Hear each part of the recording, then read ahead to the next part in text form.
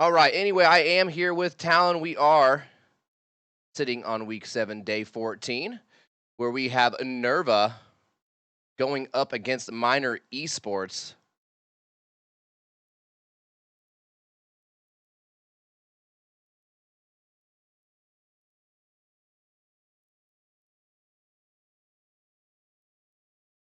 All right. And as you can see here on the screen, NerVa coming in as number 5 at 3-3. Minor Esports coming in at number 9, 2-4. Statistically, definitely favors NerVa. They've had some roster changes and brought in some substitutes, and they are some fairly friendly names that you guys would know.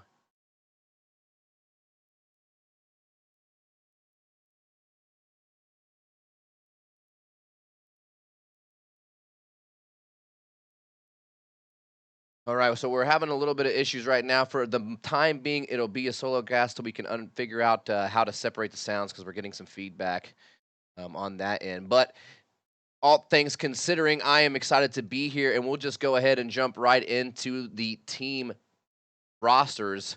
First up, the away team, we have NerVa. You can follow them on Twitter at NerVa Esports, all one word. Their roster is Atticus, RTC, Jonimal, and the two additions that you will see and that everyone should know are Adam and HotanCold at F3 decided to come in and help out today. They're going to be substituting for NerVa, so that should be extremely exciting. I think at this point, if I have to say there's one player that I would watch, it would definitely be on the lookout for Adam. He has been proving himself time and time again in the Pro League and other scenarios that he is a dominant slaying force in Rainbow Six Siege. So I am extremely excited to see him in this matchup. On the other end, the home team, we do have, Minor Esports, and you can follow them on Twitter at Minor Esports, all one word. Their roster for today is EXO, Dot Dash, Sweater, Green Frog 13, and Blue. Definitely EXO being the heavy fragger on this team. Sweater, a new addition to today. I believe they just recently picked up Blue as well. So a lot of roster changes for both teams. So I think it's basically going to come down to who can slay harder, who can win their gunfights and get the objective.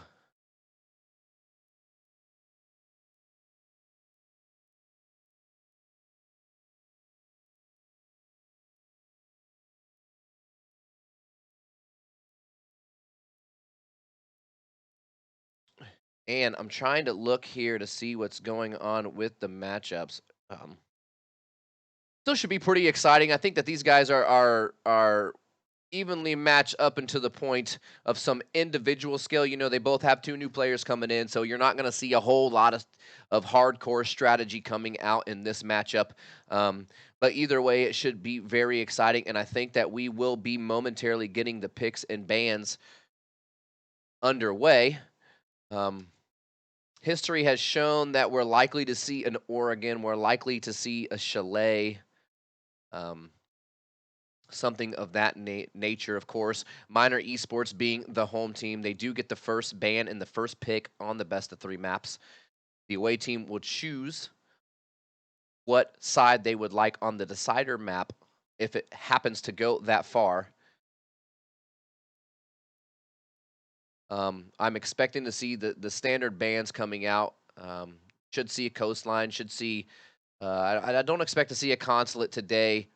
History has shown that these two teams particularly don't like um,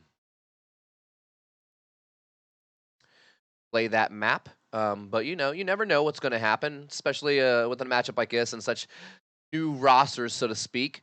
Um, see here, as you can see, you got a 9.5 rounds per game for NerVa, 6.3 rounds against per game.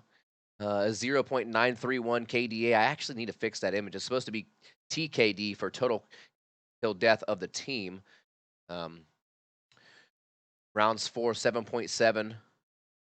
Rounds against 10.74. Minor 0.885 as their average TKDA. And at the first ban, you can see right there, Clubhouse. I'm actually a little surprised with this ban. Historically, Minor Esports has really favored playing the Clubhouse, so I'm very interested to see what kind of strategy they have going into this one. You know, it being one of their primary maps that they play.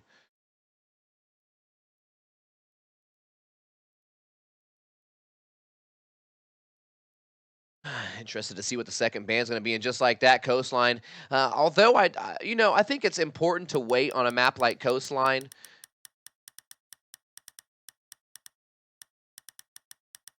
When you got a map like Coastline, you want to wait till the end, but you don't want to wait too long because what if it slips through and then you have to play it? So it's a good ban. Maybe it could have waited a ban or two by NerVa, see if Miner might have banned it themselves. I expect to see, most likely, we're going to see a Cafe ban. Let's see. Honestly, maybe even a Chalet ban potentially to come out so far. I know Miner has played it a couple times. NerVa not really favoring it too much. Bank, another team-heavy strategy map. So understandable why that one would be banned. I think that's a very clever ban for Miner Esports, given that they have 2 new players and they are playing some of the more experienced players. Next ban coming out is Skyscraper by NerVa. So far they have banned Coastline and Skyscraper, which are the 2 newer maps. Obviously not very comfortable with those. Still a lot of vertical play being removed currently. Coastline can be a very vertical map. Bank, very team-heavy map, but also can be played vertically in a different mannerism once you are upstairs defending that tellers. Cafe coming out as a ban for Miner, and honestly, this is just an odd pick ban phase for Miner. This is definitely not what I expected to see from them in this setting. We'll see how it affects them at the end.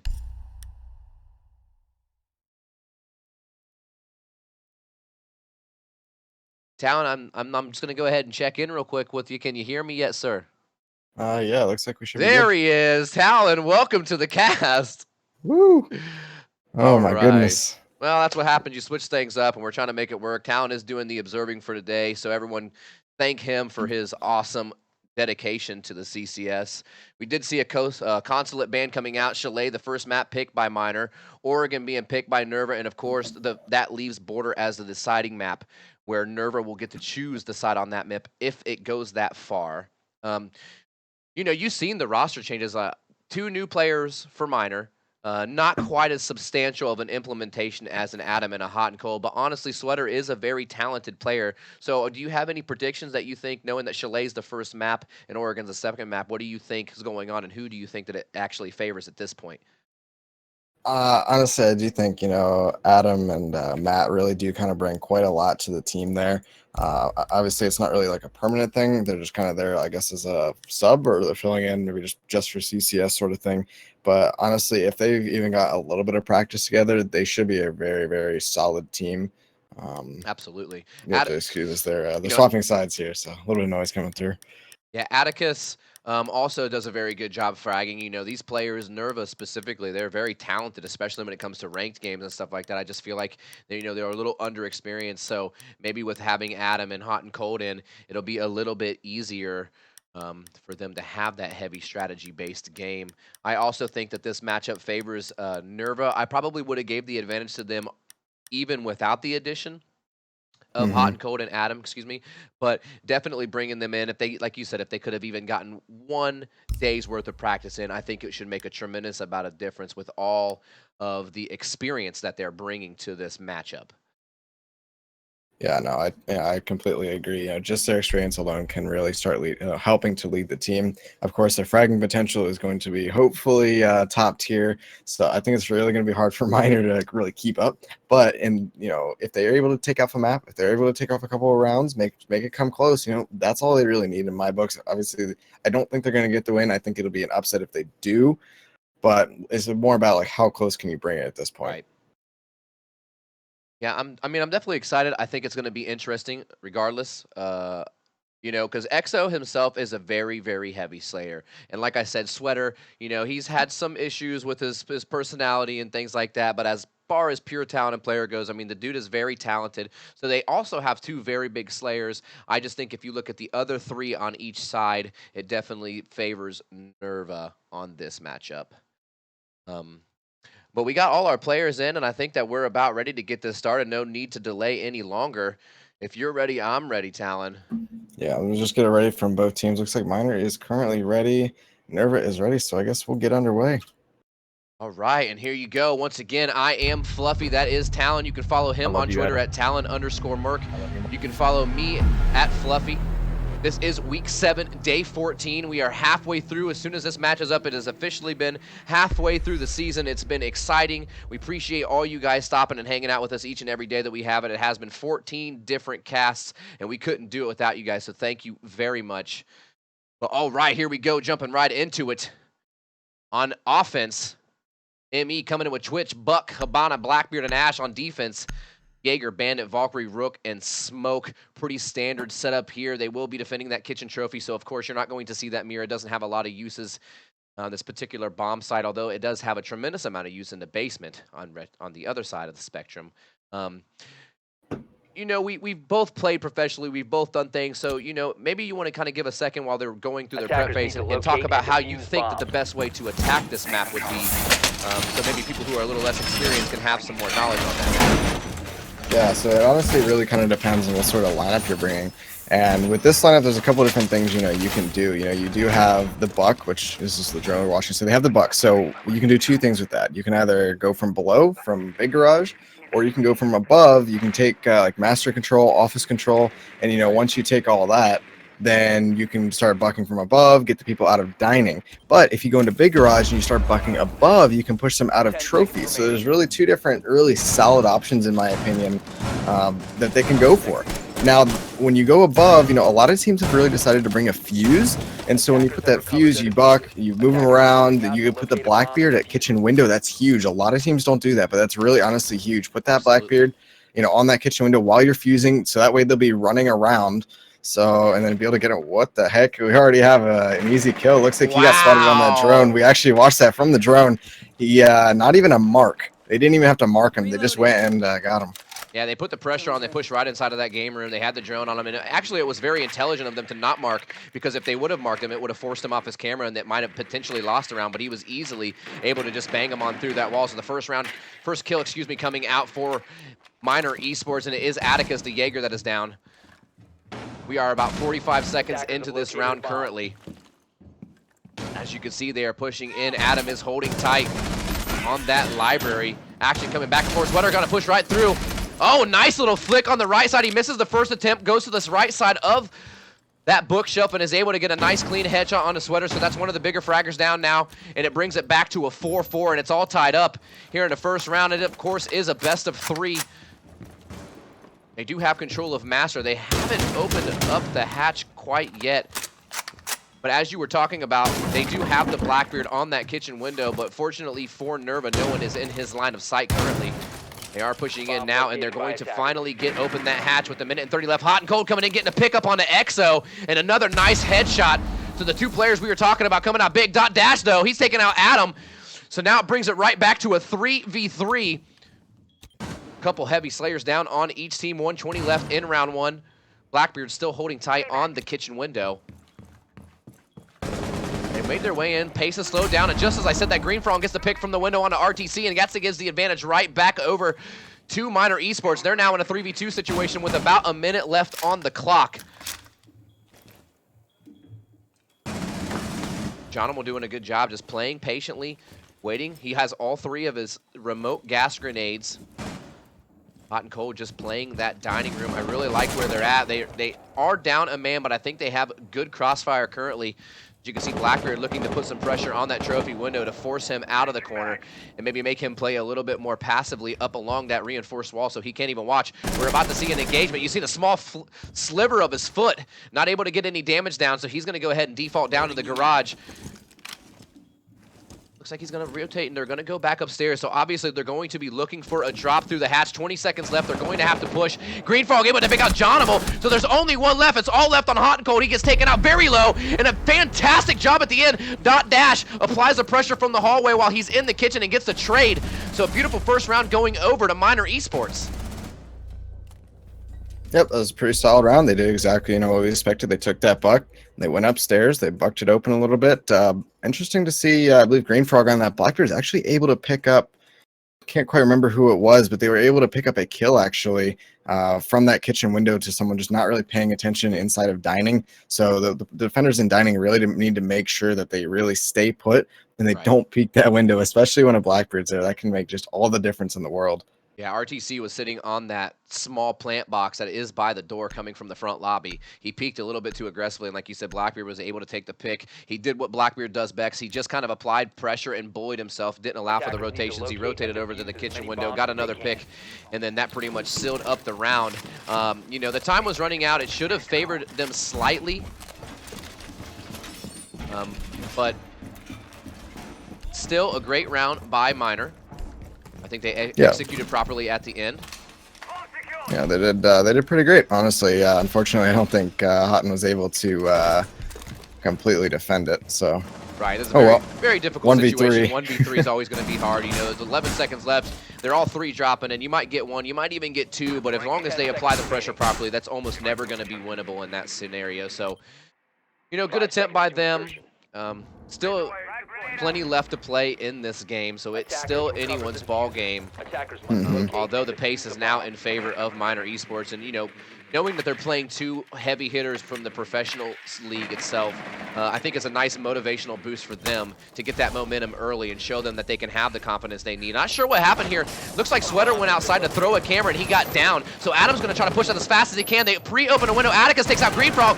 Adam's able to get one on the EXO. He goes for the pre-fire. He doesn't see Sweater in the other corner. Sweater's going to get him as he goes inside to bring it back one. Blue gets the trade on the Jonimal. So just like that, it's only been 30 seconds in and it's a 3v3 already. Hotan gets a nice down on the Blue. He's pushing into the basement. He's going to secure that kill. Simply done. So now it's a 3v2. A lot of action coming in. Only 45 seconds into this round, and already there has been 5 kills on the board.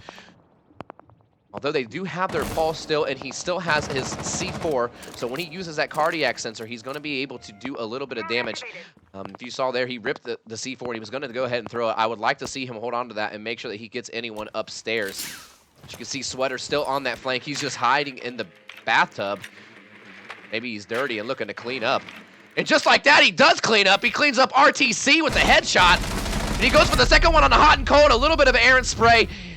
Hotan does a nice little jiggle in and out and is able to secure that kill. So now it is all left on the dot dash. Fortunately for him, wow, fantastic use of that C4 coming in for dot dash with a double kill this round. 1:30 left on the clock. It is a 1v1. The bomb is down outside of the trophy window. I'm pretty sure that he knows it's down there. So this is going to be very interesting. HotanCold is going to have to play this very carefully for him to win this. Looks like he's just going to go ahead and go for the frag. He drops into the kitchen. I'm not sure if dot dash knows he's there yet. Okay, he just saw him on the cardiac sensor, so now he knows he's there. Hotan is going to go ahead and play aggressive. Goes for a little bit of pre-fire, doesn't catch anything, goes back in the kitchen. He's going to rotate back into this hallway here, going to go aggressive once again, and dot dash with a triple kill!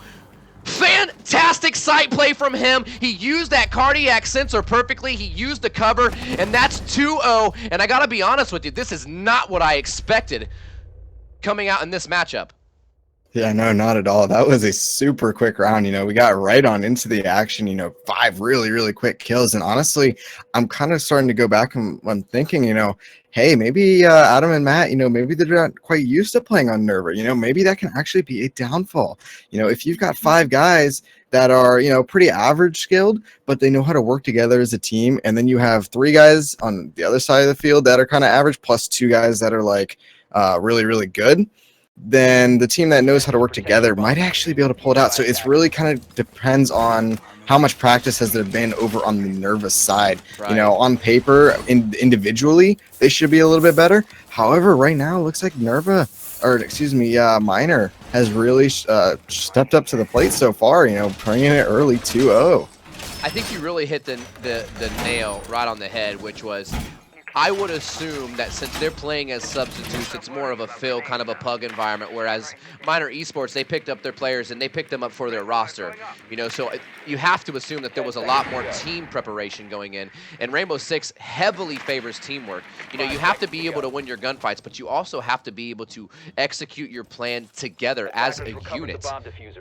So that's what we're ultimately seeing right here, is just a little bit more teamwork coming out from Miner, and honestly, they do have some really good Slayers on their team. As you saw in that round right there. We are into round 3 now, 2-0 in favor of Miner Esports. Once again, the aggressive Valkyrie play coming out. He didn't get down like Sweater did, but he did get taken extremely low. Honestly, very fortunate to not cost him his life on that one. Exo pushed his way inside of the master bedroom very quickly, and he's able to get him down, and gotn gets another kill just using that gadget. Getting the Twitch going and zapping him. Now it is a 5v4 in favor of Miner, and I gotta be honest, they are looking fantastic right now as a team. Yeah, I think Adam was being a little bit too aggressive there off the very, very beginning, you know, peeking out, getting down, and then just a really fantastic pinch, but he's all by himself on the roam. Right. You know, this is one of those maps that's really hard to roam. Oh, HotanCold gets a pick up on the Exo. As I was saying, though, that was the kill from Dining Room, and he's able to catch him. I'm not exactly sure where he killed him. Ooh, a fantastic job. He played aggressively on that Blackbeard. He was a little low, so he's able to catch the top side of that face shield and knock it off. So he only has one more of those. It is a 4v4 now, 1:35 left in the round. I do like the positioning that we see here. They don't have Valkyr anymore, and on the other side, there is no Buck, so they aren't going to be able to do any more breaching unless they choose to sacrifice those Ash breaching rounds. gotn doing a good job just being a pesky little Twitch drone.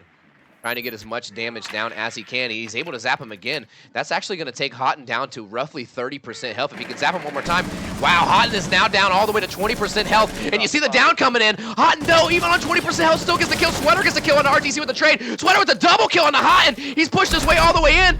He tries to vault inside of the trophy room, but Atticus says, I don't think so, and takes him out. But Sweater is inside of the dining room, so they have some kind of objective control already with 50 seconds left. Oh, wow, I thought Atticus was going to get that shot, but gotn is really showing up today. A double kill on this round.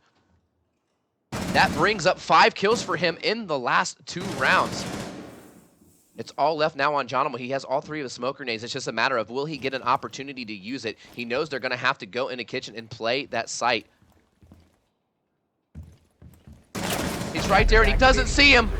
A little confused there. Sweater ending up with a double kill himself at the end, and once again, another very, very dominant performance coming out for Miner Esports. Yeah, no kidding. Honestly, they've brought it right on up there, 3-0. Honestly, NerVa's really going to have to start getting worried here. Unfortunately, I think that round, Adam, again, you know, he's just playing upstairs by himself. You cannot play upstairs by yourself and be that aggressive. He's hopping out, trying to get a Blackbeard. Like he was trying to get a cheeky kill. He threw his cam out. He's trying to like just hop out and get a kill. They're playing a very ranked-esque sort of style of play right now. Whereas on the other side, you know, Miner, they're really playing a more like ESL team-esque sort of setup, if you know what I mean. So I mean, that's where the really big difference is coming out between these two teams. And honestly, the difference is showing. 3-0, nothing to shake a stick out for sure. And you know, and this is actually really awesome. I think that it's very awesome for everyone to get to see this. You know, Adam, extremely talented player. HotanCold, extremely talented player. This goes to show you how important it is to work as a team. It doesn't matter how good you are. This is not Call of Duty. This isn't Overwatch. This isn't CSGO. Plenty of other games out there. You can have one player drop 20, 30, 15 kills every game, and that is really what can lead you through. But in a game like Rainbow Six, you know, it's near impossible to be able to do that every single game and be the defining, you know, factor for your team. So you have to have that teamwork. You have to have the strategy execution, and right now that's what we're seeing for Miner. And we are going to see them on their first defense of the basement. They have the mirror. They place the mirror on that little half wall facing the garage. I'm pretty sure they put their secondary mirror in that closet that everyone seems to do now, the wine closet back there. Yep, they did. Of course, they do have the Echo, which I personally think is not really a bad pickup here. You know, you can substitute it for like a Rook or a Doc or something of that nature. Personally, I'm a firm believer that if you are going to use Mira, you should always try to pair it with a mute if possible. You know, the one thing that people seem to underestimate is that Twitch has no ability to jump with her drone. So if you put mutes down, there is no way for her to get around it unless she sees it. So strategically place mutes, eliminate the entire possibility of having that Mira go down without using a Hibana charge. We are 1 minute into this round, though. Not too much action. They have made their way inside of the big car garage, and they're working their way down from the west main stairs. They're going to continue to drone to make sure that they do not get flanked, so I do like to see the droning use right here. But I want to see a little bit more execution coming out from them as a unit right now, because, like you said, it's just a little bit puggy in their mannerisms. I think they're just waiting to try to get the mirror open with the Twitch. I think Adam just just really having a hard time there trying to get it open. Yeah, it's very difficult. As you saw there were 2 people looking at that Twitch zone, so they easily taken it out. Thermite already able to open up this wall. That's why I love the use of Thermite here for the basement. When you know it's there, you got to pair that with the Hibana because it gives you more options entirely. Interesting enough, though, they didn't choose to reinforce the side of this back wall, so they were able to get a free Mira. Wow, that C4! I actually thought he was going to kill himself, and he did. So, Kamikaze Bomber. He does take out the Blackbeard, though, so kind of a 50-50 trade. You don't want that Blackbeard at the end, so... You know, because if you think about it, Valkyrie can still sit on their cameras if they're already placed and help out. So I like that trade coming out. Wow, RTC pushes right through and gets a nice clean headshot onto Blue. Now we're finally seeing an advantage in favor of NerVa. They're up 4-3. They have made their way completely inside of that closet. Right, HotanCold has made his way right in front of the reinforced wall with the open mirror. He's got the bomb going down. Oh, the flank was coming in. I actually thought he was going to hit it, but as soon as he came down, Johnimo happened to turn around and got a nice pickup on him. They're still utilizing that Yokai drone properly. One C4 coming out. He's able to look through. RTC getting his own double kill, but he gets traded back by Green Frog. It's now a 1v2. All he has left is himself and his Yokai. They are going to look to play a little bit more aggressively on this one. Obviously, he's out of his charges, so he's not going to be able to stop him from getting that plant. Adam with a beautiful clean shot through that opening on that Mira, and they finally pick up their first round, and it couldn't have come any sooner because it would have been match point if they didn't get this. So it does alleviate a little pressure, but, you know, a good job by them to get the kills that they needed and finish off. What do you think went wrong for Miner on that round? You know, something that always interests me is that when you open up that closet, or that what they ended up doing is they left that closet soft, which allowed the Blackbeard to push up and open that mirror and really kind of neutralize that entire closet spot. And when you aren't able to really hold that closet spot, what's the point of even putting any utility there? Like, why would they seem to be missing a reinforcement, in my opinion? Right. They had the one, but where was number 2? And like, that seemed kind of odd that Blackbeard was able to just walk right up there, open it up manually. Like, you should be able to, or you should be having to use a Hibana. You should have to be using a Thatcher or a Twitch to get rid of any batteries or mutes, and then open it up that way. But when you leave it open like that and don't put a mirror facing that that hallway, it just seems very peculiar to me. So I think that really kind of left a big gap open on that site. RTC was able to push in there, get a couple of kills, and really that's a really good crossfire and cross angle that you can hold, so that way you can't really go for the plant. You know, really great job from the Echo, you know, trying to slow things down, but unfortunately just wasn't enough. A little bit too little too late. I think that the roam as well coming out from EXO could have been a little bit better. He decided to go down the stairs instead of going for the open dining hatch. If you would went for the open dining hatch, he could have actually killed the planter from above because no one was covering it at all. So big mistakes there. But hopefully, and that's easily fixable. That's stuff that's very easy to fix, and that would have brought him 4-0, but unfortunately, they were able to exploit that, so to bring it up in the first round. Maybe a little bit of miscommunication there. Maybe they put a reinforcement somewhere they wouldn't. That's only the normal scenario because you normally don't reinforce. Wow. Early kill coming out for Sweater on a HotanCold, but RTC getting a trade back onto Sweater, so it ties it up on 4-4. As I was saying, though, in a situation like that, you know, you said the hatch was open. Most people don't reinforce that one anyway. The Bandit, instead of going for the flank on the stairs, he could have ultimately just played up there a little bit more patiently, waited until the call came in from his teammates that they were going for the plant, and then, like you said, get 1 kill, get 2, and honestly, he probably could have gotten a triple kill from that because he had 2 right in front of him, 1 in the closet, and he would have had the vantage point on all of them with that Mira open. Yeah, there's a lot of things that could have been done, but unfortunately just didn't quite happen. But it is only 1 round. They're still up with a 2-round lead. We are in a round 5 now, 1:45 into the round. As you see, Bucks upstairs opening it up, using that utility that we talked about. Of course, we're not seeing a fuse right now, but they have completely controlled the master side of the upstairs. RTC, though, holding tight inside a library currently. Looks like a frag grenade came out, but didn't really do any damage. Blackbeard doing what Blackbeard does, holding that kitchen window, and Adam getting the kill onto EXO. A little bit too much aggression for him because that was from sight. He opened up I believe he got shot through the floor. Yeah, he was able to open it up, but he ended You know, that's the one thing that I've always told my players, you know, when you see a buck and they're opening up the floor, what you want to do is you want to counter his aggression with aggression. As soon as he opens it up, he has to stop, click his key, and then he pulls his gun back out. So if you play it aggressively, you're going to be able to get the kill, and that's what he did there. But as you can see here now, it's 4v2 in favor of NerVa. Little errant on the shot, but Blue able to finish off RTC, bringing it one closer. So now it's a 3v2, and they do still have their Habana and their Blackbeard. So they're looking pretty good as long as the Blackbeard can utilize himself properly, and they still have the ability to open up the walls that they need to. 35 seconds left in this round, though, so they're going to have to push forward. They're down one man, and the clock is working against them. NerVa just playing patiently, staying out of sight of all those holes that were made. They know they have to get in. They know have to get in. Wow, Blue able to get Atticus. He was looking way too aggressive, and he got punished for it. Now with 15 seconds left on the clock, they have tied it up, but they're going to have to make a forward push right now. He pushed through, and he got the pre-fire. Wow, Green Frog gets the kill onto Adam. It's all left on Jonimal. 4 seconds left. He goes in. The bomb is down, and they're going to win this round. All he has to do is hide. Oh, he goes for the gunfight. Luckily, the time ran out. I'm not sure that he would have won that exchange, but at the end of the day, it doesn't matter because they took that round, and now it is 4-1. Oh, excuse me, 3-2. I really thought that they won that at the end, but it's 3-2. They brought it back, so a good job clutching it at the end. Was looking good for them throughout. I thought they were going to choke it at the end, but fortunately, they had the time on their side. Really smart decision, honestly, going through that that side hatch or that back hatch. That is, you know, dropping down into the door. Unfortunately, you know, Green Frog still had, or fortunately, Green Frog still had a shield. So I believe it was Matt HotanCold couldn't quite kill them. So then it was all up to Jonimal, but he was able to down Habana as she ran into the kitchen, which then that kind of just leaves it up for a gunfight. He did try to take it against the Blackbeard, kind of surprising, but it still worked out in his favor.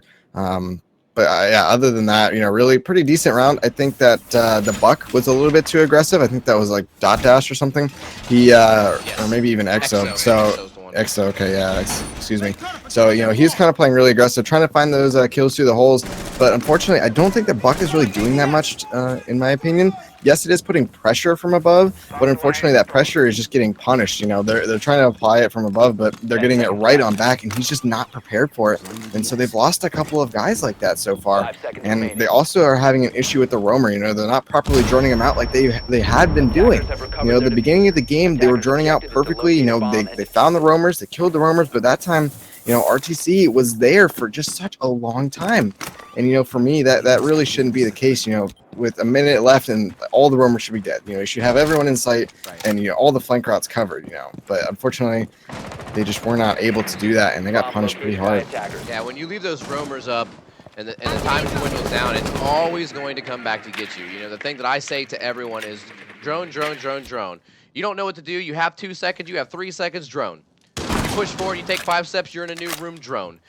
Nothing can come bad from constantly droning, excuse me. So definitely want to see them get their drone game on point a little bit. If they've taken out that roamer, I think they would have won that round on defense. Or on offense, excuse me. Adam is inside already. Shots coming down from Dot Dash, but there were errant shots and he misses. Adam able to get the full amount of the damage. Dot Dash going to go ahead all the way down to the basement and rotate around. Sweater is down there also, so they have to throw him, and they are close now, so they're going to be using the buddy system. Hopefully they can get a reset. Dot Dash is extremely low. They know Adam is here on the stairs. Wow, is that a third roamer? Looks like they have 3 on roam here right now, Talon. Yeah, it looks like it is. Sweater able to get the pick up onto Jonimal.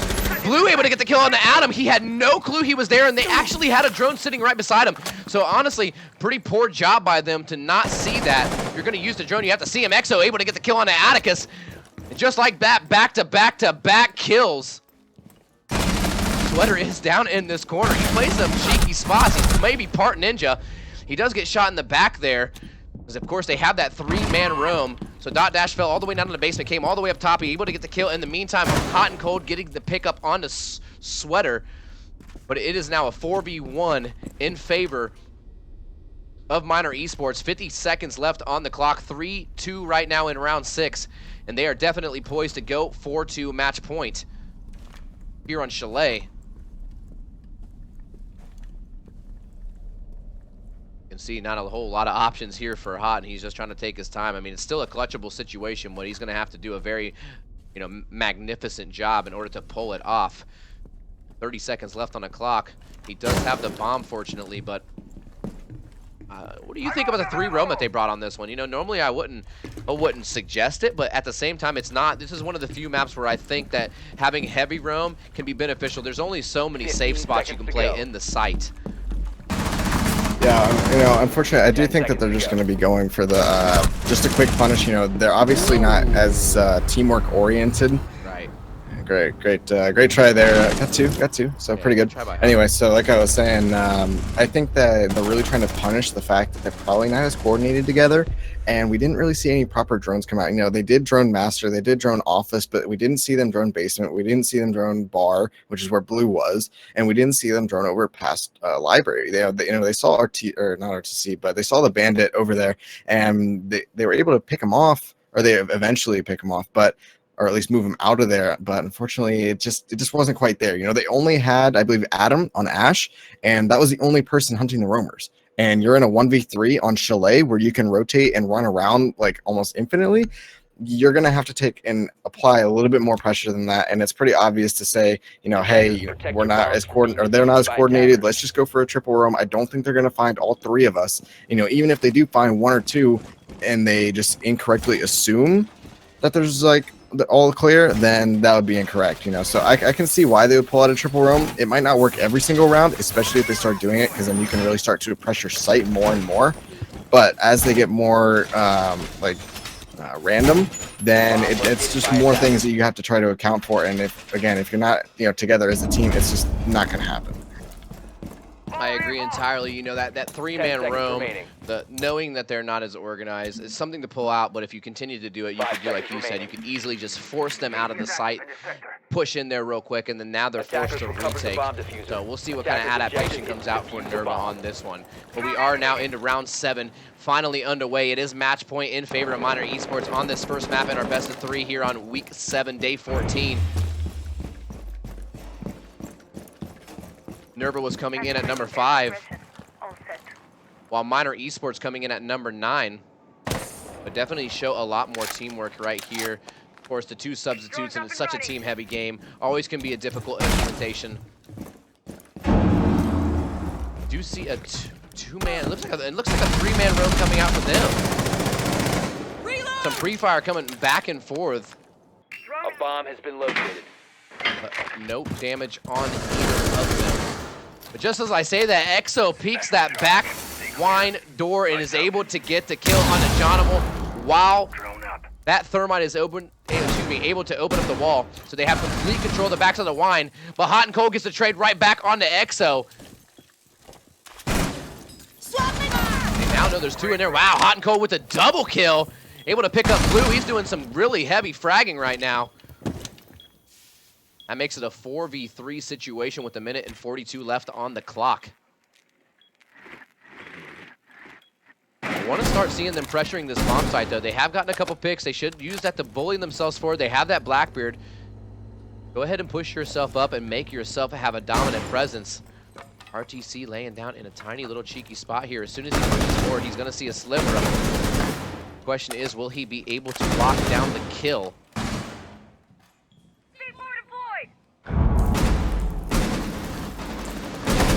On that Blackbeard was just holding that mirror spot where he would use the mirror to come out and peek him. So Atticus doing a good job. I like the patience coming out from him. Sweater able to get another frag down, and that's Adam taken out. HotanCold though with a triple kill, getting the trade on the Sweater. That was 3 flashes coming out. They're both completely blind in the closet. He pushes through. HotanCold gets a kill on a dot dash on the backside with a quadra kill. Atticus finishes him off, but a 4K for HotanCold. And I'd say if he's hot and cold, he's hot right now. Yeah, there you go. I mean, that's honestly just a really, really great round. A lot of personal skill, a lot of individual plays coming out for him and keeping them in this game. Fortunately, they are still on match point, so they're going to have to keep that up to keep the ball rolling. Other than that, from an attack point, again, just not drumming out the roamers. You know, if they had gone and they had found both Adam and HotanCold, if they had found where they were, because Adam was also upstairs. Now he did die late in the round, but with 30 seconds left, come on, guys! Like, you're really gonna kill the roamer with 30 seconds left, and all of a sudden you have to rotate towards site. Well, that immediately got punished. And honestly, I think the only reason that the Jaeger died, I believe it was HotanCold. The only reason he really died was because I believe it was Sweater was just on Ash, just watching at K9 spot, you know, at those windows, you know. So really kind of really lackluster job droning for both teams, honestly. I think a roam game is really strong right now, since they're not properly clearing it out what they need to be. So I think once they can figure out that, then clear the roamers, isolate both teams, or isolate the rest of the defenders in sight, I think they're going to have a much better job, or a much easier time at least of winning. Yeah, I would agree.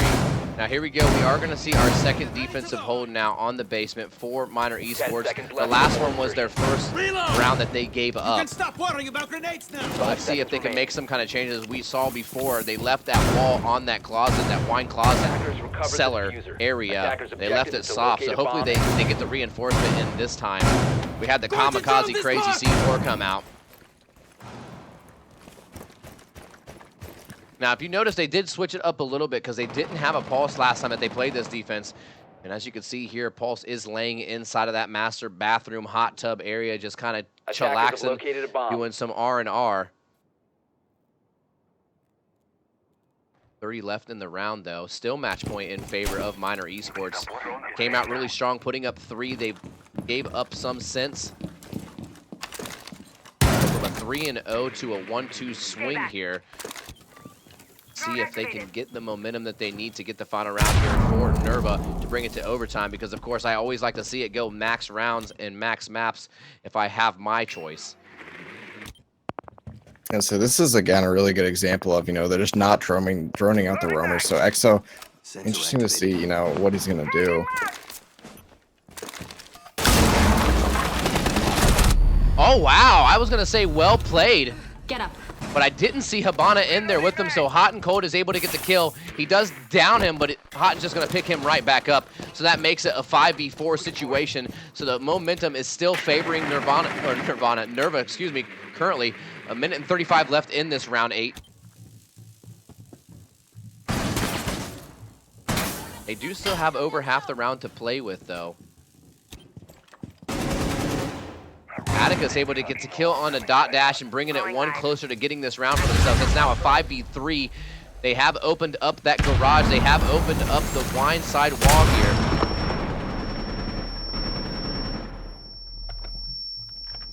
Be interesting to see how they punish them now that the numbers are down. Very good call by Blackbeard to go ahead and switch out those shields. His other one was pretty damaged. Reloading. Sweater playing a very dangerous game with that Blackbeard. Many nerfs throughout, but still a force to be reckoned with as an operator.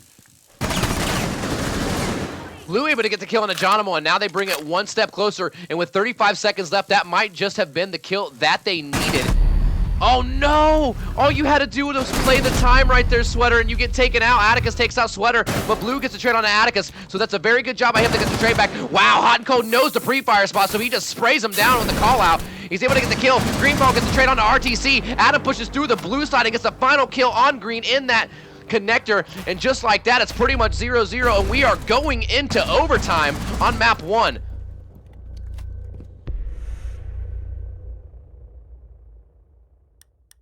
Sweater with 10, Dot Dash with 8, Hotan with 14 kills.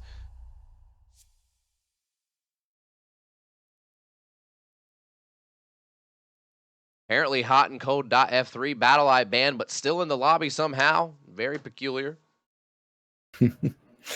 Oh yes. Yep. Anyway, pretty good job bringing it back into overtime. Honestly, I think there's a lot of cheeky peeks coming out. And Sweater again. Why are you peeking Blackbeard? There's nothing they can do against you. You're just sitting in there. All the Blackbeard can do is just hold an angle, maybe spam you a little bit. Like, don't worry about it, dude. Just chillax. Just hang out. And then when the time is right, then you can start peeking. Geronimo got wrecked by someone just kind of holding it. And honestly, that's all you had to do. You just have to hold, because there's about 30 seconds left. You know, what's the point, honestly? You know, big mistakes there, but unfortunately, hopefully they will learn from it. You know, make sure, you know, hey guys, we gotta chill out. I think EXO kind of sprung the gun up just a little bit. I think he got too like aggressive too early. I think if he had waited, they didn't even know that he was up there. Like they didn't drone him at all. So he just had to wait there. Maybe wait till like the later in the round, or even have someone go and open up that hatch early. You know, have like a smoke or even an Echo if he has a shotgun still, or anyone with a shotgun. Go open up that kitchen hatch early if you know you're going to be playing up there, and that'll make a lot of difference. You don't have to waste a C4 like that. Right, and the one thing that I want to note in this scenario is you have 30 seconds left on the clock. This is an OBJ game. Green Frog he's able to get a very early pickup onto Atticus. Not sure what he was doing. Maybe some aggression coming out. He did get a fantastic pick right there. But as I was saying, you know, this is an OBJ game. This isn't TDM. You don't have to slay. You don't have to kill. They have to plant the bomb, but you don't have to kill them. All you have to do is let the time run out. In a scenario like that, you play the objective. You stay in sight. You force them to put the bomb down. The moment they put the bomb down, then you peek. Then you push. Then you go for the trade. There's no way they could trade out there and get the bomb down. So I want to see them do a little bit more around the actual objective, and I think that'll help them. So hopefully they can make those adjustments here on this round. Of course, it's been a minute played in this round already. 4-4 in overtime. Been extremely exciting up to this point. Hotan doing a fantastic job slaying. Sweater also doing a good job. EXO, and that is exactly what I was talking about, Talon. When that buck goes to open that up, you peek him instantly, because it takes at least, I believe it's a 1.5 seconds. It's right around there for him to go back to his gun from his skeleton key. So fantastic job by him. And just like that, the very first round of overtime is now favoring Miner, who has controlled the tempo of most of this game. Unfortunately, they've dropped a couple recently. That does make it a 5v3. Adam, though, able to get the kill on the EXO and get the trade back, but he is taken extremely low. As you can see, that bandit was pushing up those, or excuse me, the Jaeger, oh, it was the bandit pushing up the front stairs there, trying to get some shots down, wasn't able to get any, but they are playing the buddy system here in the basement on roam. Something that I personally like to see. If you're going to roam together, trade out, and it's easy for you to get that. It's going to be a very difficult shot for him, but yeah, he picks it up right there. Adam with the double kill. So he was low, but it hasn't affected him whatsoever. It was once a 5v3, and just like that, it's a 3v3, 50 seconds left. They do have the kills, but they're going to have to start pressuring the site. The one thing that I do not like what I'm seeing from these guys is they are not pressuring the site early enough. We're going down. He goes to peek the stairs. Sweater able to get Adam, who was already low. Dot Dash able to get RTC, but HotanCold gets his 15th kill, pushes through and takes out Sweater. It's all left on him. It's a 1v2. He looks to get the pick. He's just a little bit errant on his shots. Green Frog needs to play smart. Just lay down. You don't have to peek him. Wait for that bomb to go down. He has to peek you. 15 seconds left on the clock. Hotan going to take the time to go ahead and reload his main primary rifle here. Going to use that speed to his advantage. He tries to push through. Green Frog finishes up with a double kill on that round. A nice clean headshot up as HotanCold pushes through the plant's hallway. And the first round of overtime goes over to Miner Esports. So it's now 5-4 in favor of Miner.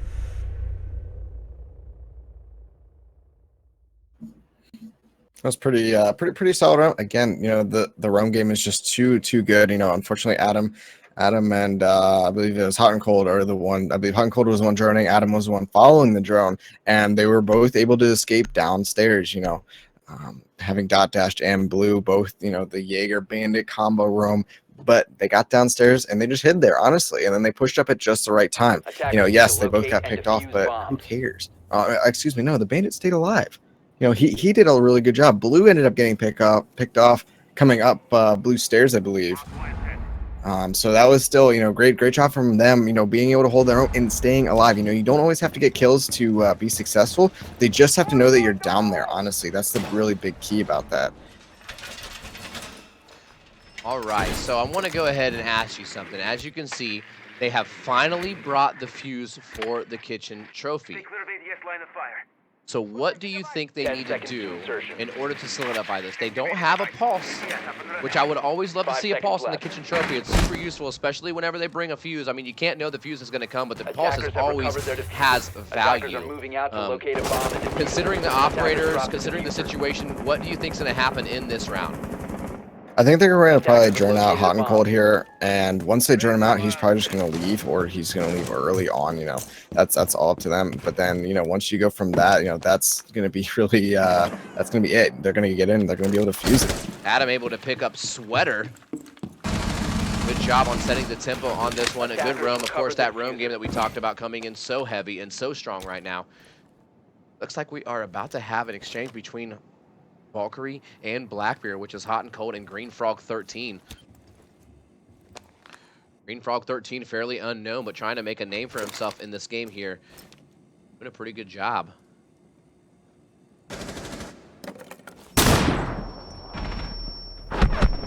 I cannot believe he was able to live through that. Good job by Blackbeard pushing himself in there and getting the kill, but he does get the down, and Adam gets a double kill trade right there, so he's able to bring it back now. It's a 4v2 in favor of NerVa. They're not giving up just yet. Habana finally opening up that master hatch, and honestly, that's the one thing that I've noticed from both teams. Whenever it is in trophy, they're taking their time. They're not opening the hatch right away. Personally, I want to see that hatch open as soon as possible. You drone it out, you get in there, you open the hatch. That definitely cuts off a lot of rotations that could go in. You're going to see people play kitchen safe early, but once they get inside upstairs, they'll rotate. So as soon as you open that hatch up, you can catch them on that rotate. Adam's still on room. They do a double SWAT drop. They pick up Johnable, but Atticus gets the trade on the blue, and RTC finishes out .dash. And wow, Talon, max rounds, map 1, all tied up, 5-5. You know, we might be at 5-5. We're going to go the full 11-round distance, but in the end, a win is a win. You know, I was talking to a couple of buddies about this last night. You know, it doesn't matter if you get a 5-0. It doesn't matter if you get a 6-5. It's a win is a win. So it's really going to be up to either of these teams. You know, I knew it would be a decent matchup. I didn't think it would be this close. So honestly, what is such an impressive job. You know, Adam and HotanCold really showing why they are in Pro League. You know, 15, 10, you know, on the other side, you know, you have .dash. Green Frog is also doing good, but he's kind of like a Blackbeard player. And then you have Sweater also doing the double digits, you know. So again, you know, both teams have their fraggers. Both teams are doing really, really well. Honestly, it comes down to droning and being able to get the frags early. And if you can't get the frags early, I don't think Chalet is going to be a very easy map for you, to be honest.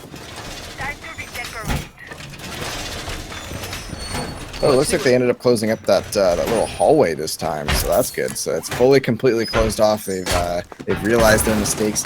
Now I'm actually looking at this this mirror facing from the snowmobile garage into Wine. That's pretty good. Yeah, I like the normally you'll flip it around, but guess what? If NerVa realizes this could be hugely punished by just going for that garage. You know, we see they do have a bandit. You know, they do have a Thatcher though on the other side, so even if he does decide to put down some battery charges, that could be a really easy swap up that can really punish him. I think they're really trying to hard counter it, but unfortunately, I don't think it's going to really happen. You know, if you're trying to all of a sudden put a lot of utility towards one side of the map, then the other team, the attacking team, can go towards the opposite side, and they can get a lot done, honestly. But the question is, can NerVa realize that, hey, they swapped the sides in the mirror, so we need to be going for snowmobile. At least open that up. Like, we have a thermite and a Habana. We can afford to waste at least one Thatcher EMP and one thermite patch to get it open and to really put that extra pressure on that we haven't seen yet. You know, one of the things, excuse me, I thought that I was going to see RTC go ahead and go for that front side. You know, I think it's the lack of droning that you talked about really coming to get him, because honestly right now, considering what they're doing, this is definitely in favor of Miner, especially with the C4 that .dash just got on the Atticus. He has really showed up today. But this is what we're talking about. If you just take the time to drone that, you see that mirror is like that. You attack the garage. They did it because they noticed that they were attacking the wine side every time. I don't like the lack of adaptation from NerVa, and I do love the adaptations that we're seeing from Miner. They're able to get the first pick here. 1 minute and 30 seconds left. That's right side of that back wine wall is soft, so they just went ahead and sledged it open. Drone activated. Looks like RTC is trying to make his way inside of that small little closet there, the wine cellar area. Hotan trying to get some pre-fires coming through with that Hibana. Activating drone. Thankfully, they have the yokai drone, so they knew the whole time that he was inside of that closet. He uses the yokai drone, splashes him in the face, and pushes him out with a taste of drunken. We got a minute left in the round. It is 5v4 still. Wow, beautiful shots coming across from Blue, and he's able to take out Jonimal.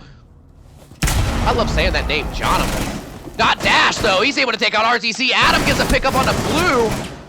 Back and forth, but the favor is still in favor of Miner. They're looking to take this one hot and cold. He pushes right through. He's able to get the kill on the Sweater. He knows Dash is there, but he's not able to connect with him. He takes him extremely low. Oh no, he pitches the wrong side. A good job using both men to pinch him. He forced him out of his safe spot, and that was an easy pickup. The second smoke canister coming in. He does still have one remaining, and he does still have this Mira over here on the wall to use. I like that he pushed forward, though, because they're going to have to push forward in order to stop that plant. Exo able to get the kill on Adam. Exo able to get the double kill, and he clutches it at the end with a triple kill. Beautiful job by Miner to finish this one off strong. It looked like it might have went in favor of NerVa, but Exo says, I don't think so. I might not have fragged throughout this game, but I'm going to frag the last round, and that's a triple kill, and that's map 1 going over to Miner Esports. Great job. Honestly, this is not what I expected. But remember, they did start up 3-0, I believe it was. Right. So you got to look at NerVa. Good job, guys. You really decided to come back. You almost flipped the script on them, but unfortunately, just wasn't quite enough. Adam and HotanCold just couldn't quite carry. Well, again, that's only map 1. We'll have to see. I believe next map is Oregon. Yes, next map should be Oregon. Unfortunately, in that one, as you saw, Jonimal just really struggling to get any kind of grip. It's a team game, so it's not all on him, but it makes it really hard when you got a guy who's just struggling. You can't say he's doing bad or he's doing anything wrong. Just sometimes it just doesn't go your way, and that seemed to be that game. If he could have got a couple more, it might have went in their favor. But ultimately, great job by Miner Esports, and also great job by NerVa. They were down 3-0, and they brought it all the way back to the final round of overtime. So with that, we are going to take ourselves a short 5-minute break, let these guys get a restroom break in, and then we'll be right back with some Week 7, Day 14 CCS action. Stick around.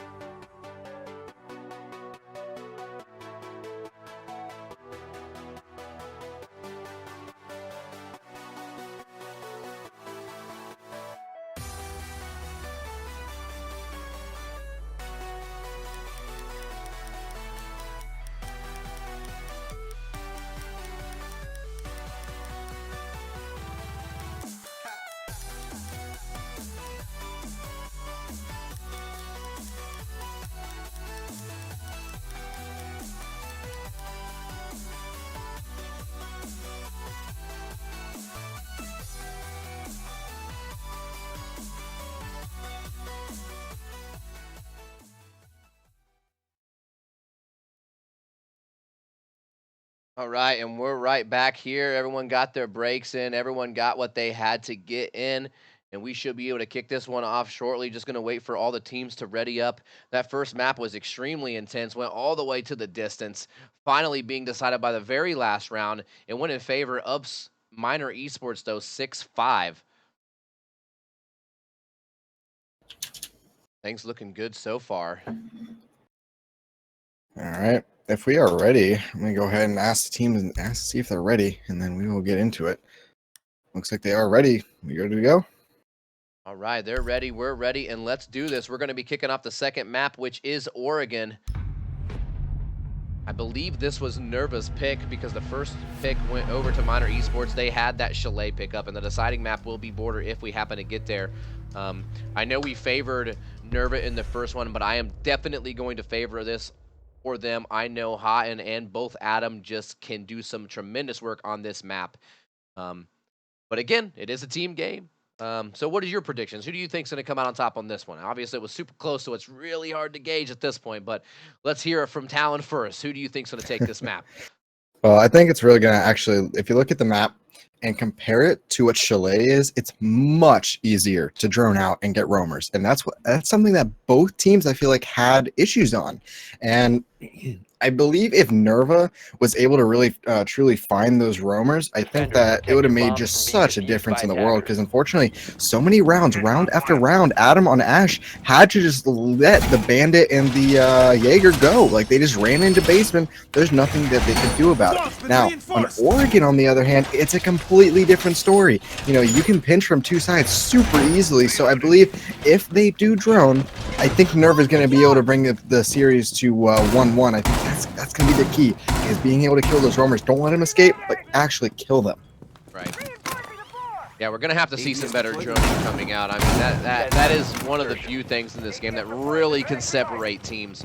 You know, you may have all the individual talent you want, but if the other team knows how to drone you out, knows how to push with those drones, you are not going to stand a chance. And that is just the way that Rainbow Six Siege works as a whole. But here we go. We are underway. Week 7, day 14.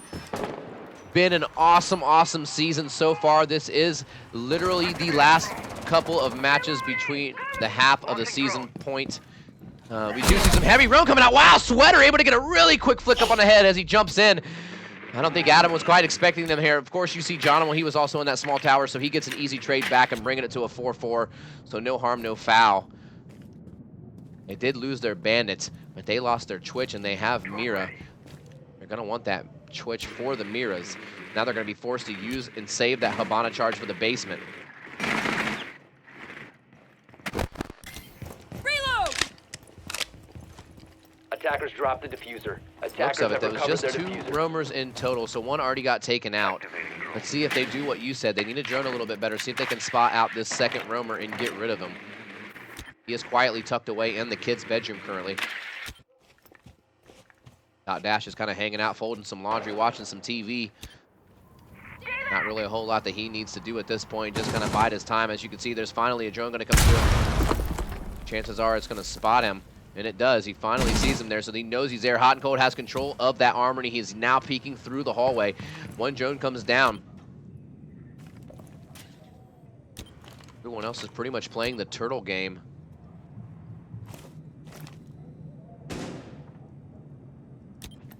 Let's see another drone coming out. A really high C4 tossed by Dash there.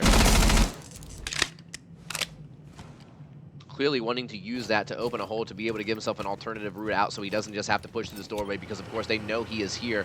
And if he tries to beat that door, he will get taken out. A little bit of a pre-fire. It's a common spot right there that people will sit in.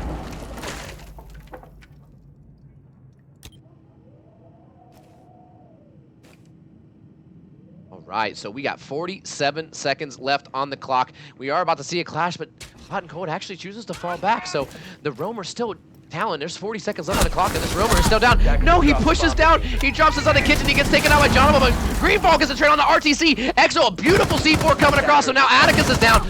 HotanCold able to get the pick up on the Greenfall, but Exo gets a double kill and trades right back on HotanCold. So it's all now left on Johnimal in a 2v1 situation with 20 seconds left, and this is pretty much all over. They know the bomb's there. Exo with the, I believe, what was it, a triple kill at the end? Does a great Yeah, job. very, very good hold indeed. Wow. Jeez, that was crazy. Now, honestly, that was kind of interesting. What we saw there was they pinched the roamer. They knew he was in kids. They knew that he had no way out. Now, I'm kind of surprised that he didn't realize that he was going to be trapped in there. But either way, he still did a fantastic job because you know what he did? He wasted time. Absolutely. They didn't push him. They didn't have any utility towards him. They sent in 2 drones, so he killed about 2 or 3 drones. He had a C4 open up a hole. He had the hatch to drop, and he's sitting there for over 2 minutes. For over 2 minutes, he was able to sit there and take up 2, not 1, but 2 attackers, which means it put it at what, a 3-on-4 or a 3-on-3 situation for sight. You know, that's crazy, especially, you know, when you bring it down immediately 4-4. He takes up 2. So no, it was actually a 2-on-3. You know, so that's crazy. You know, that one person can hold off, you know, 2 other people, and when 2 people are trying to push the site, it doesn't really work out because the defenders have the advantage, especially when they have the numbers. You know, 3 defenders is going to beat 2 attackers almost every single time. So for him to be able to sit up there like that was absolutely perfect job. I mean, he couldn't have done any better. He didn't get too aggressive. He didn't not do anything. I mean, he could have just ran around and died. Great job from him. Nothing could have been done better about that. Yes, he could have gotten a kill. Yeah, he couldn't have gotten killed by Jonimal, but honestly, it's almost too much to ask for at this point. But fantastic job. I cannot praise that. You're going to eat up enough. 2 minutes and 15 seconds on the clock as a roamer, and you're on my team. I don't care if you die every single time. At that point, it is your anchor's job to hold down. I'm sorry, under no circumstances when you have the same amount of numbers or 1 more player should you ever lose when there's 30 seconds are left on the clock and they have not made their way into sight, because you know exactly where they're coming from. You know exactly what they're going to do. So again, fantastic job by him on the roam game.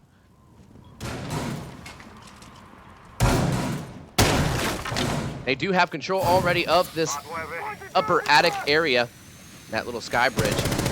Lana is able to get open the hatches inside of the meeting. But I like the pace that they're moving currently. It seems like they're doing a pretty good job getting the drones. They know what's going on. From the looks of it, we have a full 5-man turtle on defense, so they don't even have to worry about those droners.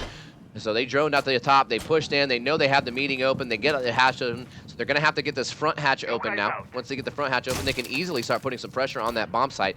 But of course, that 4 turtle, it's going to be a matter of can they get an initial pick. Because of course, in my opinion, in a turtle scenario, the early pick is really what kind of determines who gets the momentum on that one. Oh, you can see just a sliver of his head. Okay, I'm going to go ahead and take the time to say that Ubisoft can't happen. That kill should have been Atticus's every single time. To me, it almost even looked like Dot shot him through the wall, so I don't know what that was. Chalk that one up, Atticus. That isn't on you, that's on Ubisoft. But unfortunately, the kill did happen, so it's now a 5v4 in favor of Minor Esports. They did take the first round, so once again, just like last time, they're pretty much flexing early on. Gonna go ahead and drop. He sees one, he gets a couple shots down, but he doesn't get the kill. He's able to put some damage down on both players. Wow, he's able to take out one. EXO takes out HotanCold. Adam gets a trade back onto EXO. And he gets the down, so now Adam is down. They do still have the yokai. He knows he's planning there. Why aren't you using the yokai? He doesn't stop him. Oh, he just last second he pushes through. Adam able to get on to blue. Sweater from the backside takes out Jonimal as he's trying to throw that smoke canister. Adam's able to get the pickup on the sweater, and he gets the trade. He tries to push through, and he doesn't get it because Dot says, I don't think so, shuts him down. So now it's a 2v1. RTC going to try to put that bomb down. Or excuse me, a 2v. He's going to be able to use that yokai. He's going to be able to stop him from getting the plant. He's going to have to peek that thermite. He knows the plant's going down. You're going to have to peek him. Attackers are activating the diffuser. Oh, and he does a fantastic job! RTC with the clutch play! Double kill! Beautiful job! And that round's going over to NerVa. This kid's nutty. That was ridiculous. That What was, the heck, man? that got me excited. I don't know if you can tell, guys out there, but that got me excited. Dude, okay, I gotta say something. Why did Green Frog leave construction? Why didn't he just hold the angle from like the blue construction onto like the cross? He went over into electrical room or like that red room just outside of the site, and he couldn't hold an angle, which allowed RTC to get up and get the planter, and then it was just a trade from there. Yeah. And then another reason is, why did Green Frog push in? He had the diffuser planted. Why did he push? What is this? Oh my gosh, that was what a great job, honestly. Yeah, I mean, RTC RTC played punished the perfect. mistakes from Green Frog there. He made two really crucial mistakes. The first one was moving out of a position that you couldn't hold an angle to protect the planter, and the second one was pushing when the bomb was planted. But RTC couldn't have done it any better than that. That was perfect, absolutely perfect. Yeah, and when you think about it and you look at what RTC did, you saw slight panic, but then you saw him completely compose himself. He knew what he had to do. He knew that they were going to play that objective. That Thermite was just playing a little bit too soft on that angle. He should have played it tighter, knowing that he was probably somewhere in that area. He does what he should do. He takes the shots. He instantly looks for him to push through. He's able to pick up the double headshot, and that round goes to them, and now we're all tied up here. That was extremely exciting. Attackers must locate. Interesting little cam that I saw there. That was pretty good. That one didn't quite go where he intended, but he was in a bit of a hurry, as you can see, so he just kind of chucked it out there.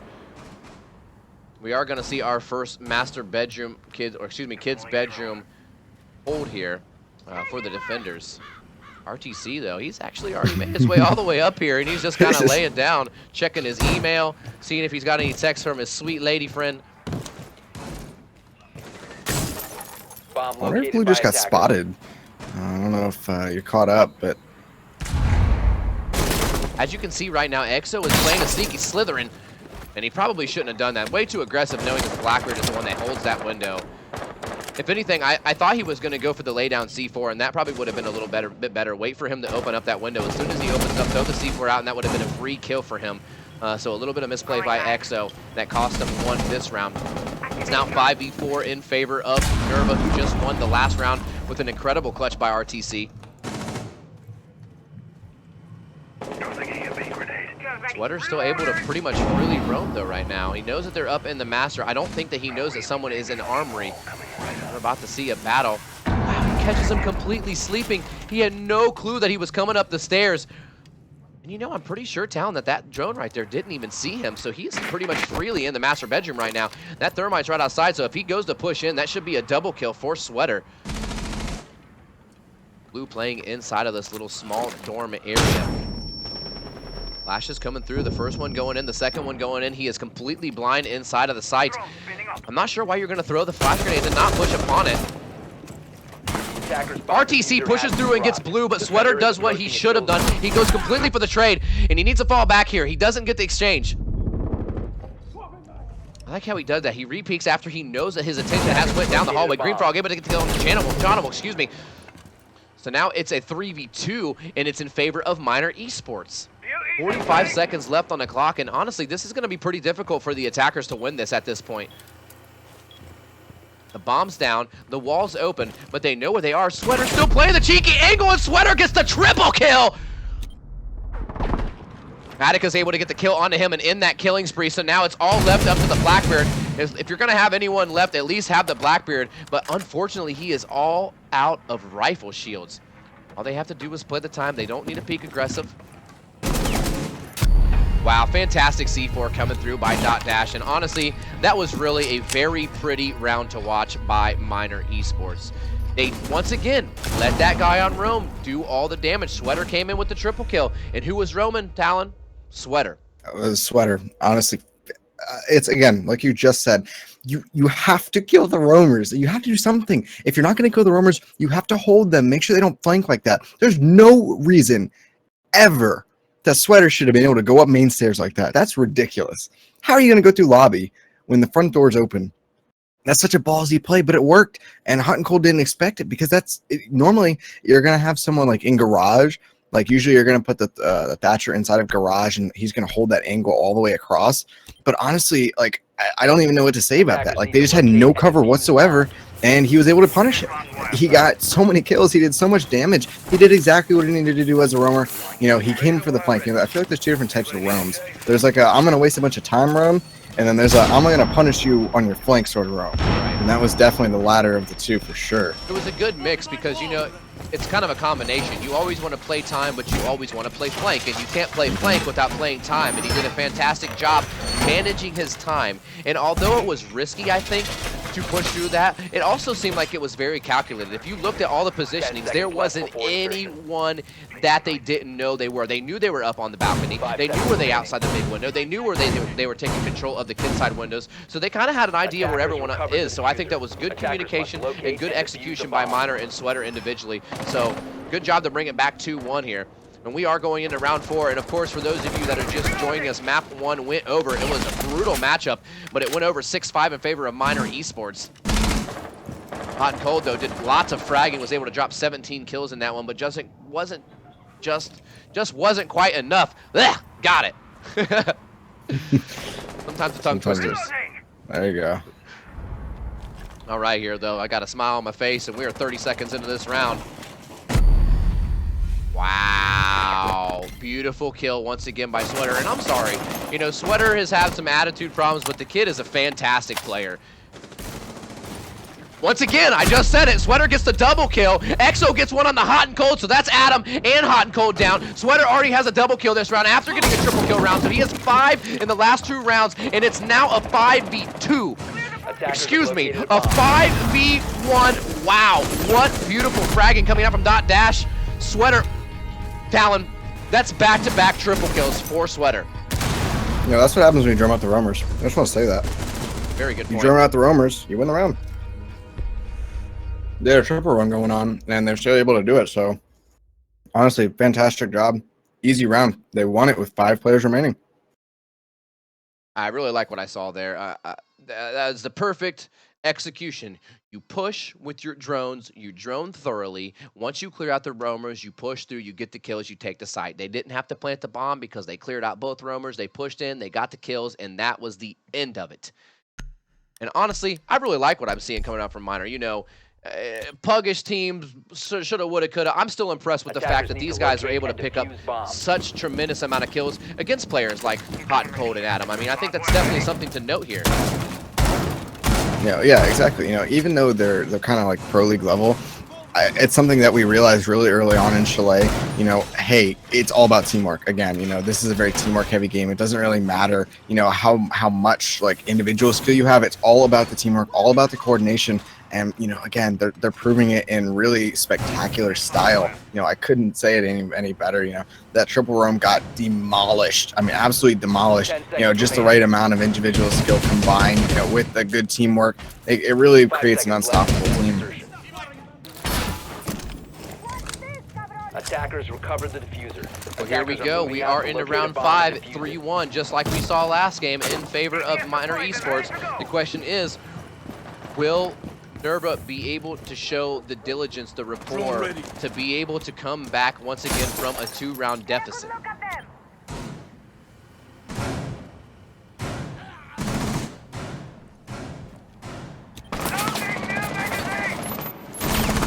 Free Fire's coming back and forth. They have spotted on the drone. I would have liked to see a mark right there, because then he could have spammed them through the wall directly from that window, all the way down. But as I say, that doesn't matter, because that drone forces them into the kitchen, and they had Jonimo inside of that, inside of the game room there, and he's able to get the trade all the way through. So good use of drone and good teamwork right there to pinch him and force him into an awkward situation that cost him his life. Definitely a big needed momentum swing at the beginning of this round after getting such a dominating performance against them last round. They have eaten up a minute of the clock. Trying to see here. I'm pretty sure that was our only roamer. Nope. We have .Dash still up here. Adam's actually sitting right next to him in the hallway. He has no clue he's here. He wasn't able to spot him on the drone. .Dash has kept quiet the whole time. So let's see if it's able to actually get him. Okay, so he just threw the drone out. You have to wonder, I don't think that he heard him throw the drone out. Very, very intense moment. Exo able to get the kill on the Atticus, so now it's a 4v4. That was a very crucial pickup too, because not only did it bring it back to 4-4, but they got rid of the Blackbeard, which is your primary pushing force to go down and start that plant when watching the hallway, or even looking for the smoke to throw out his remote gas grenades from that closet. So a fantastic pickup by Exo. HotanCold finally made his way inside of the classroom. Going to be opening up the small sliver of that wall so they can see inside of the laundry. And .Dash still playing Ninja, Grandmaster over here. And they have no clue that he's there, and that's going to come back in the end, and I think that that's probably going to be what cost them this entire round. Let's see how it plans out. You're going to see the first fire going off. Exo gets a double kill, and he takes out HotanCold, and Dash is still upstairs. Jonable gets the trade on to Exo, but you still have to wonder, Talon. 40 seconds left. They still have a guy on Rome. Attackers recover the And bomb. RTC gets down in that room that I talked about. Dash flanks him from behind and takes one down. So RTC is down, and it's all left on Adam because that smoke grenade comes out and gets him. He does get the bomb down, but it's not going to matter. He's going to get taken out. They're going to trade out. And a fantastic job once again. Dash coming through with the double kill at the end. He played smart. He played safe. He played the time. So again, I just want to, re-emphasize that there's two different types of roamers. That was definitely the you didn't drone me, I'm gonna kill you in the very end sort of roam, and it's perfect. Honestly, even if he wasn't there, I don't think it would have really made a difference in the overall end of the round. But say for example, Exo didn't make the frag in the beginning. What if they didn't make these what if these anchors didn't make these like kills that really mattered? Then all of a sudden, I believe his Dash's roam would have been more like impactful because it only got one kill. So it's like, okay, well, they could have probably gotten that, even though that was the kind of like the cover for the plant. But it's really like, okay, well, like a what if situation. But with that what if situation, that still put him with 4-1. So unfortunately, I'm not seeing it out of NerVa, and I do think Miner's going to probably take it. If not 5-1, probably. If it's not 5-1, I'm going to say it's going to go 5-3. They're going to win maybe 2 in a row, and then something's going to happen. Yeah, I can see them getting a couple rounds, but honestly, it looks like they are entirely poised and ready to win this game. And you hate to see stuff like that. I know it's more of a pug team, but you still got to basic fundamentals have to happen. I mean, you got to think about it, Talon. Even whenever you're in ranked play, you can't just let roamers run all over you. You still have to drone. You still have to push with your drones. I mean, it's not as coordinated, but it still has to happen. It is the base mechanics that you have to go through. You cannot forget the fundamentals. No, yeah, exactly. Once you get the fundamentals down, it's really simple. All you have to do is just, do what you need to do, get in, execute the strat, and then that's it. There's nothing too crazy. NerVa, they really decided not to really roam that hard. They're playing really, really heavy inside of sight, and who knows if that's really what they need to be doing. Well, that's neither here nor there. Oh man, unfortunately, Atticus, you don't challenge a Blackbeard. I don't know what else to say. You just can't challenge a Blackbeard. I hate to be that guy and tell you, but you can't challenge a Blackbeard. You took him low, you ate his shield, but guess what? It cost you your life, and now it's already match point, and now you just gave the swing in favor of the team that's on match point. So you got to be careful when you do stuff like that. Exo does get down, though. So he can get picked right back up by his teammate and bring him up a little bit harder. So even then, he took him down to 20 health, but now he's right back up to 50%, and a minute has been eaten up off the clock, but they already have the kill that they need to move forward. They have taken complete control of this meeting room. Of course, Habana just running through to open up all these hatches, and this is something that I'm noticing from these guys. It seems like they tend to actually go for this B-bomb and not the front side. You don't see a lot of teams doing that. I mean, the safer push is always going to be, in my opinion, the laundry side, but they're showing that it doesn't really matter. As long as you do it right, you can easily execute on this construction side just as well. Yeah, exactly. And something we really need to see is some back pressure, which I do think we are seeing Adam. This is going to be very, very key if he can make a couple kills here. He definitely got himself into a position that they're not going to know he's there. All it took was one bullet, and now the Habana is down. But a trade comes back from Sweater. Once again, the huge fragging power coming out for Sweater. And I am extremely impressed with his performance today. And they're flashing in. They're trying to go through. HotanCold able to take out the heavy frag and Sweater. So Sweater's down. That brings it back to a 3v3. Exo's on Blackbeard. He gets some shots on. He gets taken very low, but no, he's able to get the pick up on the Jonable. HotanCold getting the pick up on the Exo. RTC taking out Dash. And now it's all left on Thermite. And what looked like it was going to be an easy round for the attackers, going in favor of the defenders now. And I actually like the positioning that they have. Ooh, that was very close to being a headshot right there, just off the rim of his forehead. D4 coming through, of course, that's not going to be anywhere close or do anything.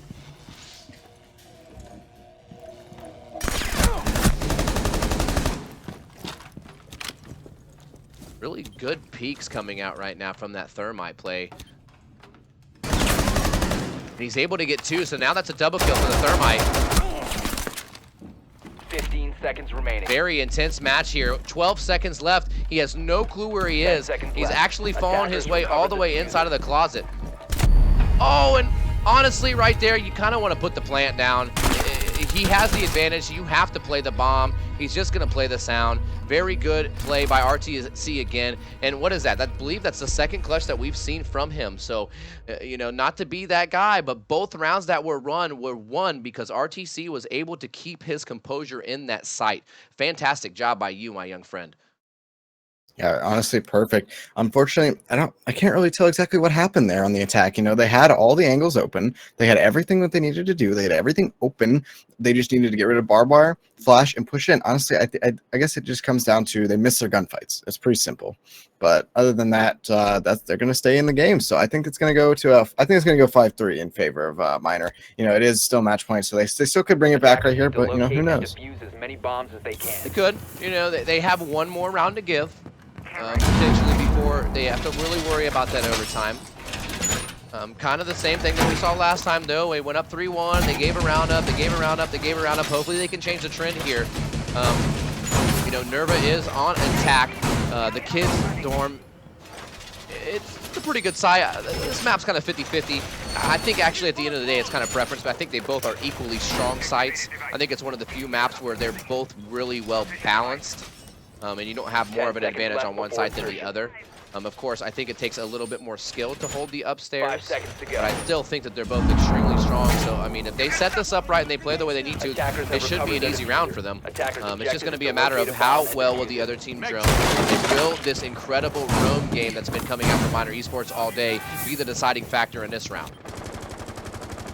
Yeah, you know, you see, we do have Sweater is up in bridge right now, and he has that hatch open. So, you know, he might sit here for a little bit, but then, you know, decide to rotate out. So it's going to be very interesting. You know, will he be doing this? No, it's just really going to be interesting. Can he jump down and get around? No, X or XOY. That's the exact same thing that happened to you last time on Kid's Bedroom. Why are you peeking that window? A bomb has been located. Good pre-fire by Atticus, and he's actually able to pick up some shots on that Jaeger as he rotates through.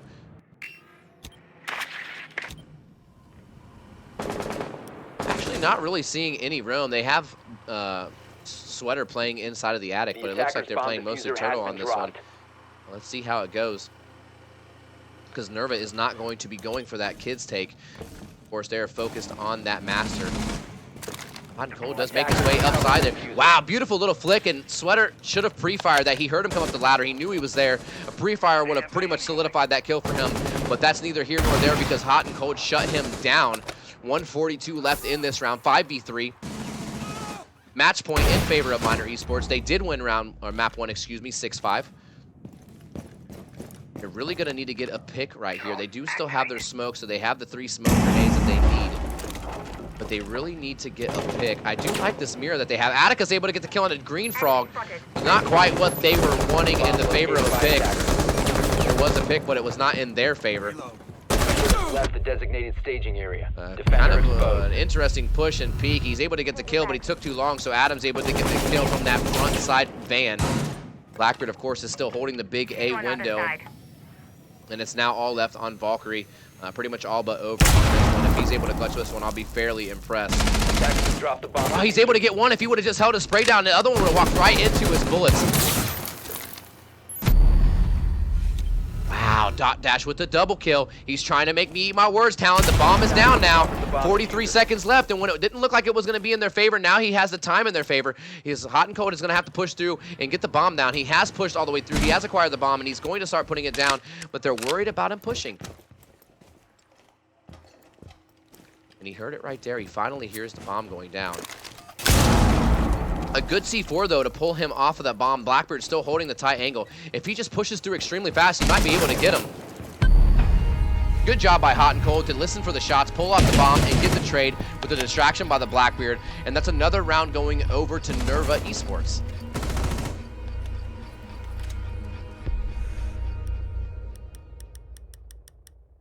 You can see with the stat line here, Dash doing good, Sweater doing good, EXO coming up really big. Pretty much solid level kills on the other side, 5-5, 5-4, and 4. Unfortunately, I feel like X is just a little bit too aggressive sometimes. When it works out, it really works out in his favor. But that's the second time he died in that big window. And honestly, when you're playing a full turtle like that, they didn't have any roamers that time. Sweater ended up getting picked off. HotanCold, fantastic job from him. I think he ended up getting 2 or 3 kills that round. And all he had to do was just hop up the ladder, kill Sweater, get on back down, and go ahead and do your thing. Now, when you take that, plus the whole Exo getting aggressive, like, you just have a tiny little hole in the window, and you're sitting right at that window. Good job from, I believe, Atticus it was to, just go a different way, go somewhere different than just repelling, like, on the standard spot. And he got punished so hard for it. And he needs to just chillax, stay a little bit back. And if you're playing a turtle, play the turtle. Don't be peeking too much. It's okay to go for it a little bit, but you're going to eventually get punished, and that's exactly what happened. So they're going to have to really slow it down a little bit. However, this is going to be really, really hard defense, I think, for NerVa. I don't think they're as strong on this upstairs defense as they are downstairs. So this is where it's going to really be the real test here. I think if they can win this, I think they're going to go all the way in like a 6-5 fashion. Right. So it's if Miner, so basically what I'm saying is Miner doesn't win it here, then I believe NerVa is going to go and take the map. Yeah, I could see how that would be a big momentum swing. I mean, we saw the same thing last time. They brought it all the way to overtime, and it was a 1-round difference. The one thing that I do want to note is when you guys are playing that mirror, you have to understand what kind of gun that you have. That gun is literally only meant to be able to put a lot of bullets downrange from a short to very close medium range gun battle. That's why it is paired with the mirror, so that you can jiggle out and get that quick little burst of bullets and get back. So when you're playing super aggressively on that window, which it's beyond me why you would even do it in that first place, knowing that a Blackbeard was there the first time, it is definitely not really fully utilizing your kit, because you want to utilize that rate of fire. Let him push. Let him come inside. Give yourself the advantage, but don't just go and throw your weight around, because you're not going to win that battle, even if it's not Blackbeard. As far as the guns go, it's always going to be in the favor of someone on the attackers with an assault rifle. Ooh, Twitch does a good job, though. Makes his way inside there and gets that Mira open. They have burned up quite a bit of time already, though, without pushing forward too much. Adam is on roam downstairs. Sweater is sitting in the small tower trying to drone out.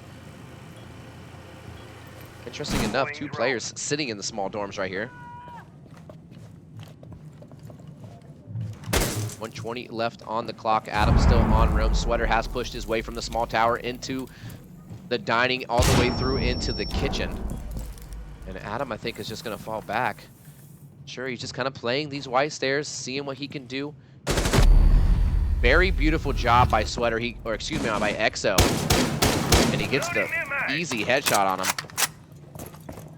57 seconds left on the clock. It's a 5v4 in favor of Minor Esports, on that match point. They did win map 1. Exo with a double kill on the RTC, and he's showing up when he needs to. He may have dropped the ball a couple times, but he came up big right there. 40 seconds left. They know he's right around the corner in the hallway. He actually uses the Buck Master Key, Skeleton Key, and he puts some shots down from underneath. Sweater pushing up these white stairs. Gun battle going back and forth. As you can see, all the blood all over the wall, so he takes a good amount of damage. Thermite's there with him, too. They are kind of funneling.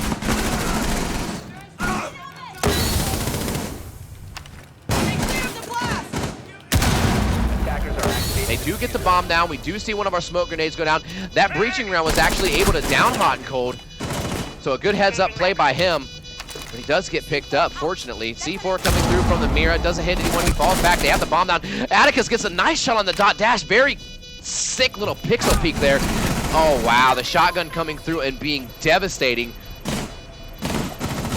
Now, right now, I want to see them cover each other. And that shotgun is just proving to be too powerful. Jonimo ends up with a quadra kill at the end with that 4K. And we're going into overtime once again. Wow, I could have swore that Miner was gonna win that. Yes. That was crazy. What a great retake, honestly. But again, staying calm, staying together, even though they downed the mirror. I'm surprised that Sweater didn't go for the repeat. He shot the breaching, but then decided, oh yeah, I'm just gonna leave him downed like that. I guess he couldn't. There's no way of him knowing that he would have downed him. But I think if he had actually gone and killed the mirror there, that would have made all the difference in the world. Just one less angle and one less person to have to deal with.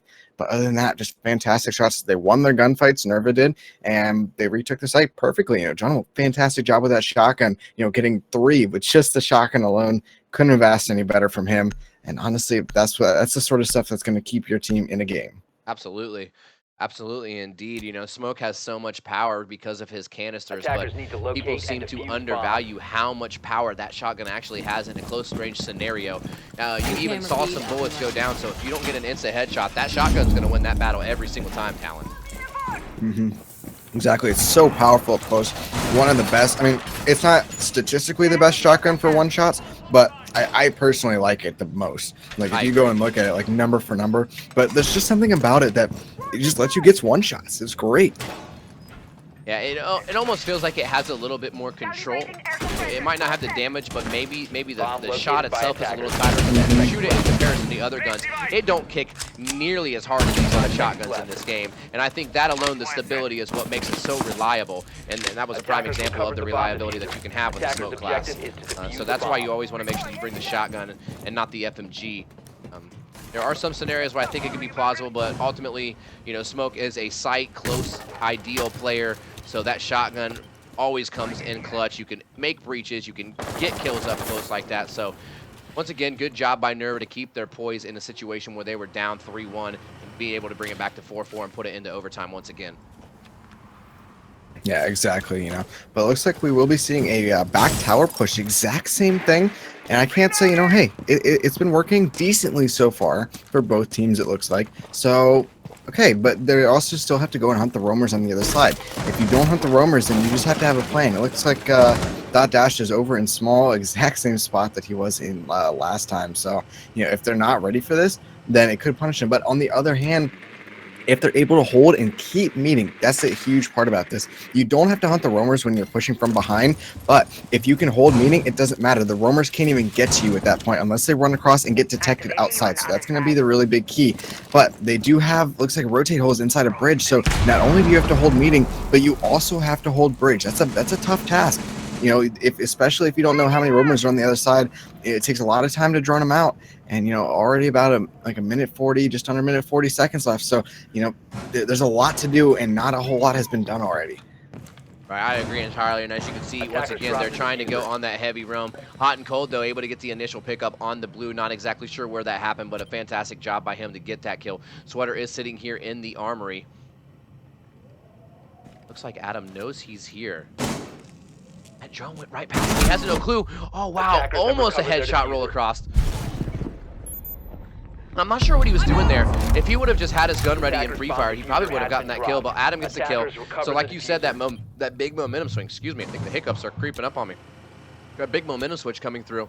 And now it's 55 seconds left. They do have 3 kills, but they still have to get inside. And they do have Mira, Valkyrie, and Smoke, which allows them 2 C4s and 3 smoke grenades. Still going to be fairly difficult, but it looks like they're going to go ahead and opt to go from the construction side. Dash once again on that. EXO able to get the kill on the John, while Adam gets the trade on the EXO, but Dash is on that flank and gets out RTC. Green Frog takes out Adam. Wow, the flank once again. You have to clear out the roam. They had the advantage that they need, but now it's 20 seconds left, and they have to get the bomb down. Wow, the double down there. That one is going to be interesting. That is definitely going to be the deciding factor right there. They didn't clear out the roamer, and they got the double down. On your feet! 10 seconds left. He knows he's picking him up. He's going to go through.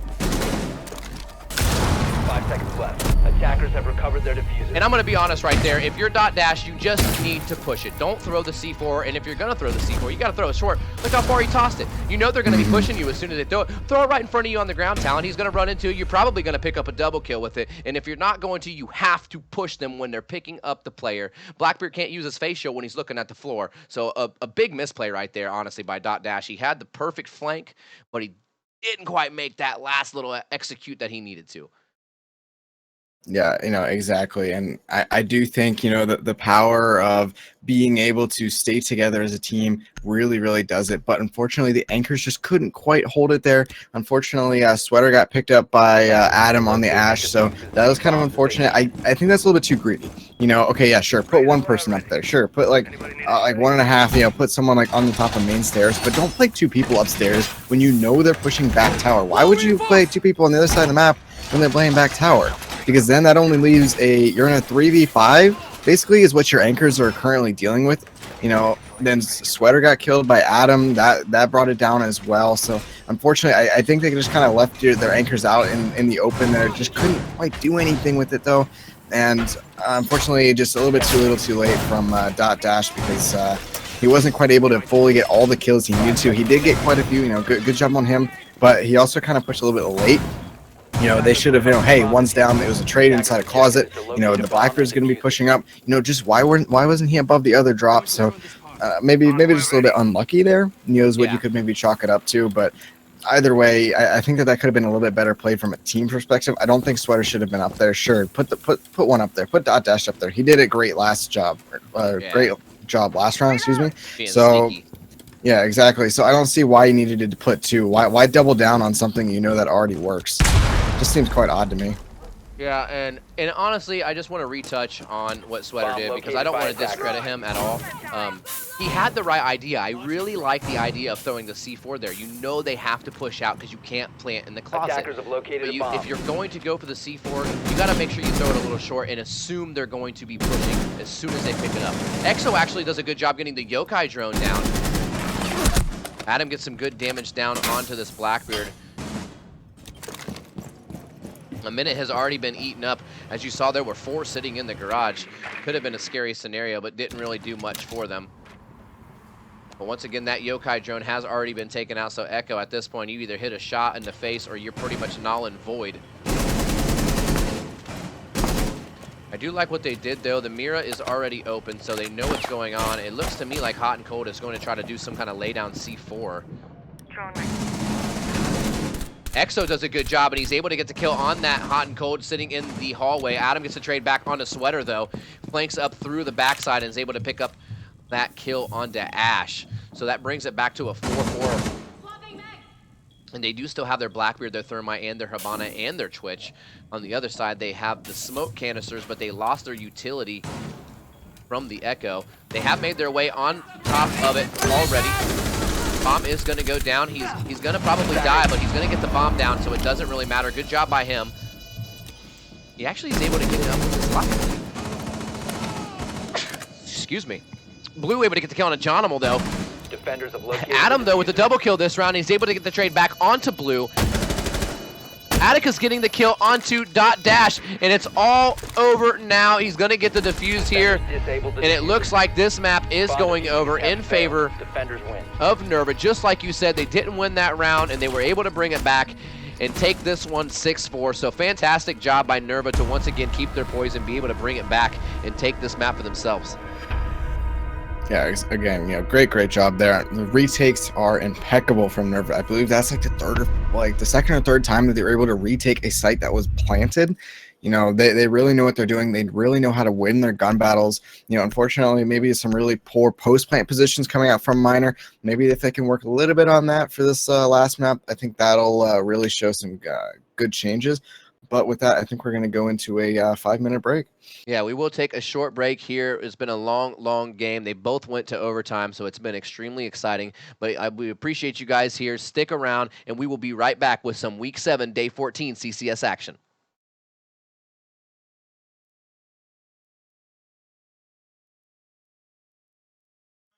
I've got a question.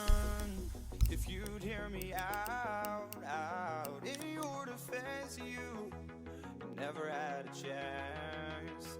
And so tell me straight, I won't go. This is our time now, I'm sure. Make no mistake that we are closer than we're far.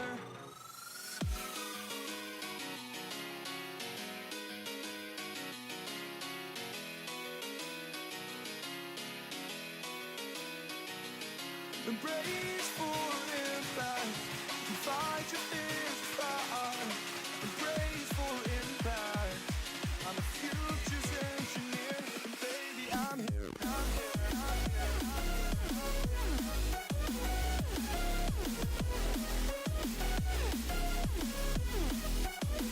And baby I'm here,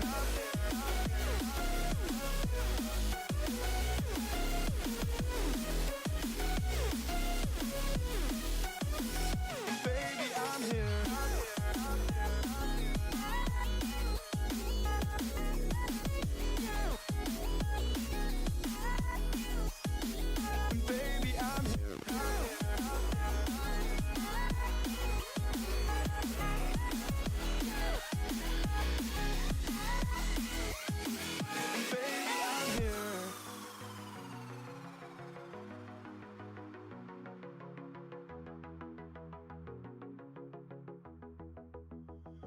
I've got a question.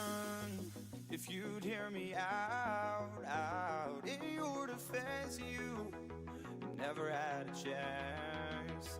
And so tell me straight, I won't go.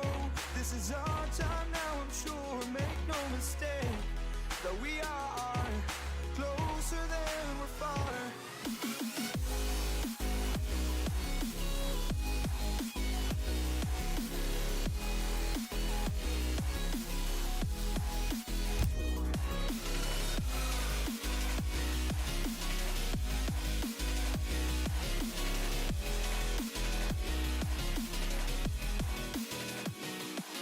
Brace for impact, fight your fears to fire.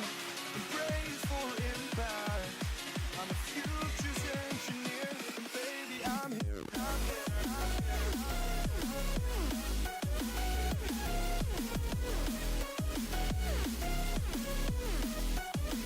And baby I'm here, I'm here, I'm here.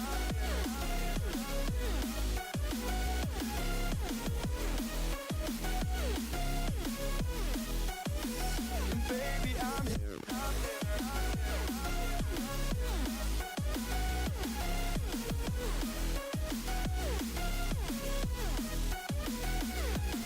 brace for impact, fight your fears to fire. Brace for impact, I'm a future's engineer, and baby I'm here, I'm here, I'm here.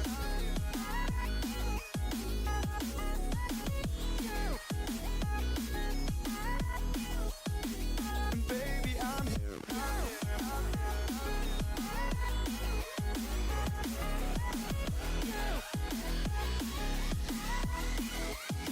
And baby I'm here.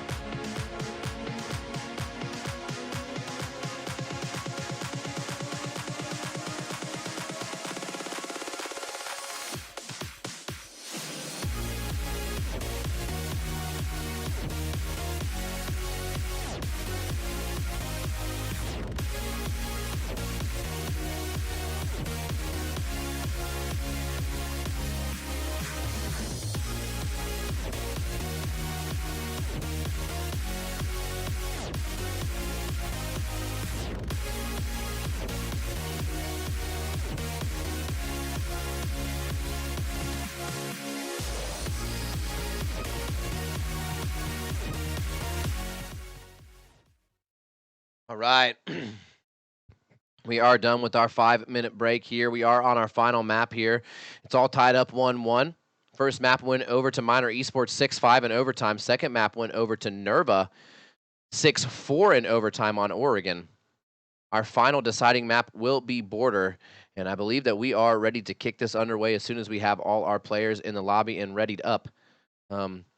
Just want to give a quick shout out here to Talon. He's done a fantastic job casting. He's also doing the camera work for us today. Some of our usual guys are out, so thank you very much, Talon, for stepping up and doing a fantastic job so far.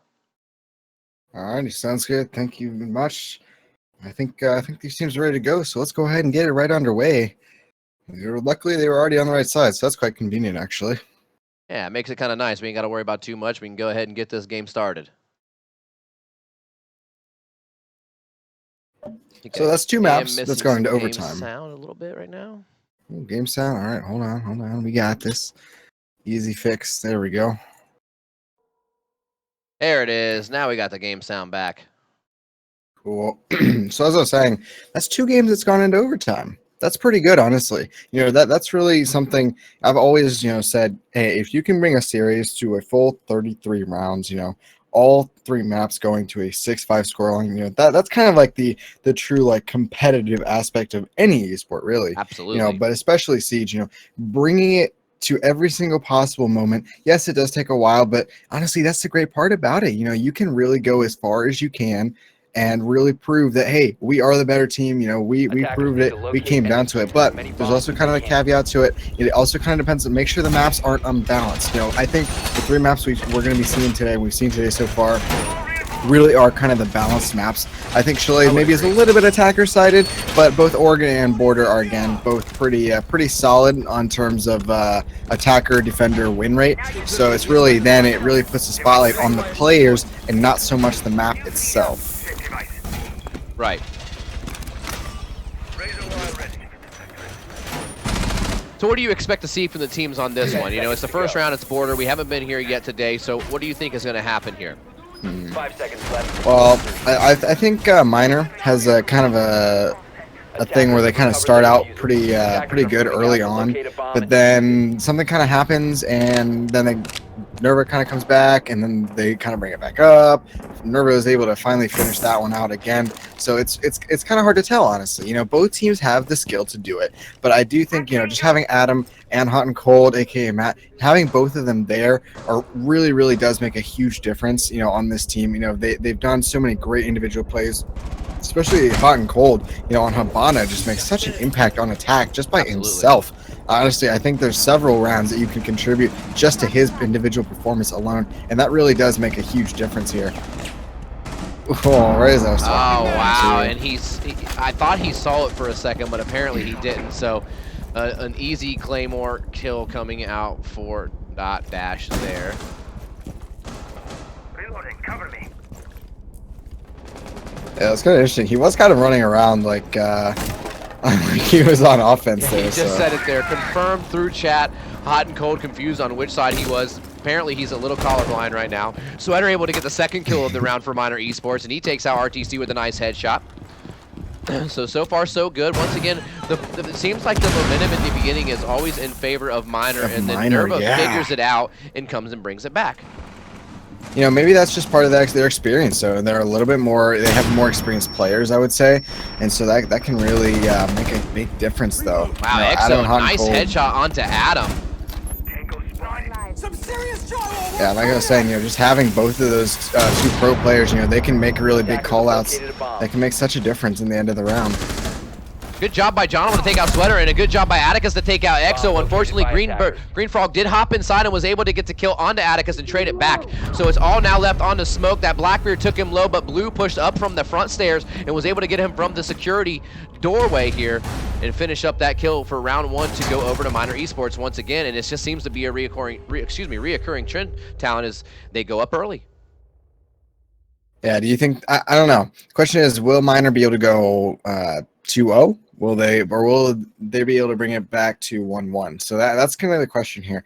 I think if Miner's able to bring it to 2-0, then they're going to probably get the 3rd round as well, and then that's when NerVa is probably going to figure it out. But if NerVa right here is able to pick it up, if like HotanCold goes crazy, if Adam goes crazy, and as well as with that Blackbeard, I think that it's going to make just such a big difference. And bringing it back to basically like a trading round situation where both teams are sitting there. 1 round goes to one team, 1 round goes to another team gets about 2, and then the other team gets 2, and the score lines basically stay even all the way up to the very end. That's the sort of thing you got to look for to really make sure and see is A, the map balance, is 2, the matchup good, and are they able to adapt? Because when you're doing that, it comes down to which team can adapt faster. What can they figure out? All right, this is the strat that we're doing. And speaking of strats, we have an interesting castle being put up over on the archives door. 10 seconds to go. I can't quite say I've ever seen this, honestly. It seems kind of odd that you would just kind of give up office control completely. Right. Well, as you can see, they did put the reinforcement here, so they're clearly going to be using this mirror right here. They have a nice deployable. This is actually a kind of cool strategy. One of the things that I've known about Miner through playing with them is they're very intuitive when it comes to the border. This seems to be their map.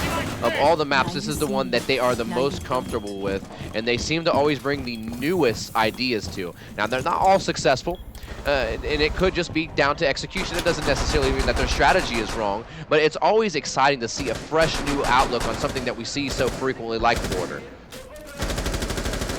Yeah, exactly. You know, it can really make a big difference. One thing that I'm kind of noticing right now is that Blue is just kind of all by himself over in that office. Is, you know, again, with that castled off, it's just so hard. Like, what are you going to do? Like, he's all by himself. He can just get easily pinched, and there's nothing that the defenders can do to help him. Atticus able to get an early kill, though, on the Exo. But once again, I think that Exo's aggression just sometimes it pays off, but it seems to be like the current trend is that I'd say about 70% of the time it's not paying off right now. So he needs to bring it in. He needs to play a little bit more passively. You are on defense. You do not have to be so aggressive. Here we go, minute 45. HotanCold able to get Blue as he tries to rotate. I'm not sure why he was there, and exactly what you were talking about. He's completely reinforced out. He's completely castled out, so there's not much you can do. Once you drone him, you push him, you kill him. Sweater able to get the trade on to Jonomo to bring it one closer, but the advantage is still 4v3 in favor of NerVa. See you on the other side. Blackbeard still controlling that AC unit window. That Mira getting opened up by Habana. A good use of all their utilities so far. As you can see, Sweater has obtained control of this CCTV room, still playing the heavy roam.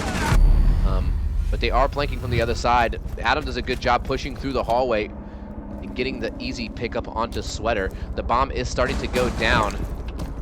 I'm not sure what Dash plans on doing down there as a castle. Maybe if you were a Pulse, I would understand, but you know your teammates are going down upstairs. You have to rotate sooner. They have the bomb down now. This one's all but pretty much over. Adam able to get Dash with the Claymore on the flank. So now it's all left on Green Frog on that smoke. He has the smoke canisters, but honestly, there's not going to be a whole lot he can do here.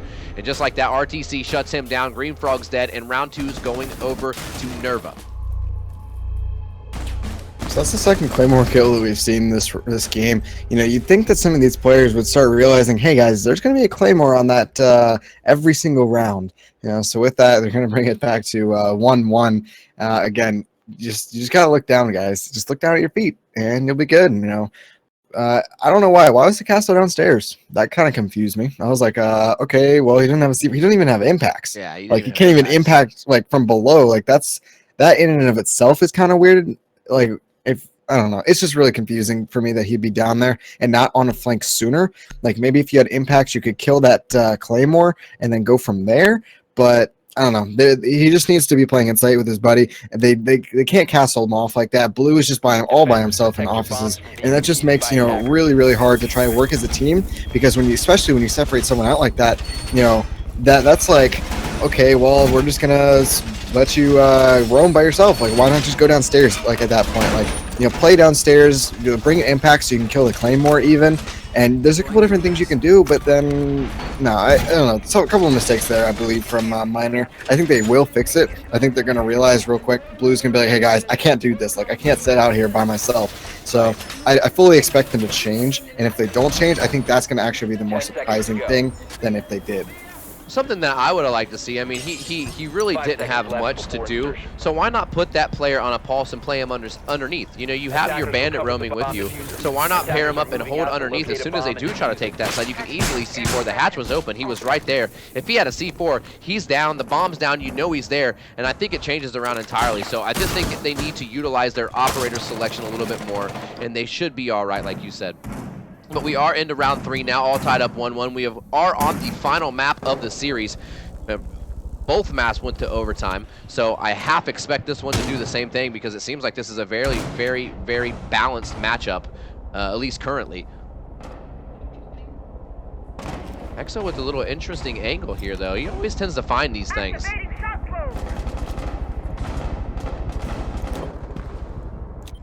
Sweater is underneath. They do have control of that workshop and vent room area.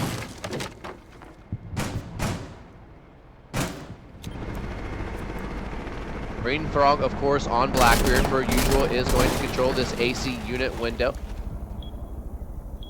HotanCold does have his C4 pre-ripped, but he's going to opt against it. And I do like their defensive setup for NerVa much better on this bomb site. They put the reinforcement on that wall, which I'm not really a fan of if you're not going to put a mirror on it. It can come back to get you pretty easily. Drone's ready. But they are investing heavily on this archives and office Bomb has been side. located. Clearing the way. Knock, knock. Exo taking his time, pushing forward, takes the time to get rid of the barbed wire. They know the mirror is there. They've opened up a hole behind him, so it forces him out of that spot. Dot Dash able to get the early pickup on Jono, but Atticus able to get the trade back onto Green. But Dot Dash with the double kill taking out Atticus and getting the trade right back. So now they're in favor once again with a 4v3, a minute and 5 left on the clock. They do need to start making some forward progress. Dot Dash with the double kill sub 2, and just like that, Exo gets himself one. Sweater gets a little hungry, takes out his own teammate. Dot Dash is down. RTC gets the trade onto him. Wow, RTC with the beautiful double kill flick. And I was about to say that Sweater kill came back to bite him, but fortunately Blue was able to secure the kill right there. I actually thought that he was poised to get a triple kill, but good job by him.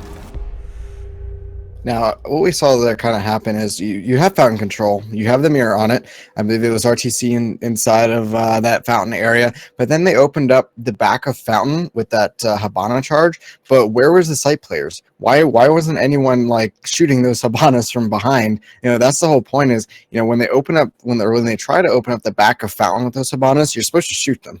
So that way they can't get into and pressure the guy in fountain from behind. So a little bit of a misplay there from those players on site. I think if they were actually able to keep fountain control, that would have really slowed down that entire attack, because we saw them have to push. I think RTC had to push down and into archives, and that's not good. That's not a good situation at all, honestly. You know, all of a sudden they had 3 people. Like I just said, screw it. I'm just gonna watch this fight from above because there's just so many people inside of this room. It's just gonna be really hard to follow. Like I don't even understand like what they were doing. Like at that point, I'd rather someone drop out of the hatch and then like go around for a flank than to try and play out with 3 people in sight and get killed by like a single grenade or something like that. So I don't really agree with that. I think a little, again, misplay them by the players on site. You know, Dot Dash, I believe, is setting up a shield, so that way you can play in a different spot, have this mirror there, and then if they do decide to try and open up the back of fountain, they can shoot it, you know, with relatively little contention. So I think that's going to be the really big key here. Looks like we have the same exact thing, though. Blue is being locked out of sight again. Honestly, I do not agree with this one bit, but looks like he is deciding to go on a roam. I agree with this very much. You know, you cannot be sitting inside of offices with 0 rotate potential. Yeah, I still do like their setup, and you know, Blue has fallen down here, so it should work out a little better for them. Obviously the castle was there for their setup, but I'm not sure why you would have put him downstairs last time, so he is upstairs this time. With the Jaeger being downstairs and not being stuck in that office. Because I do like the setup. I think that it could be very effective. The number one thing, the downfall for what they're doing would be an Ash or a Buck underneath. Once you figure out where that spot is, where that mirror is, you can easily open it up from underneath, and there's nothing you can do about it. Pop the mirror open, then you can walk in and freeze the plant. So let's see here. We go a minute left, or a minute into this round on round 4. It is 2-1 in favor of Miner Esports currently, 1-1 in the series. We are in the final matchups for week 7.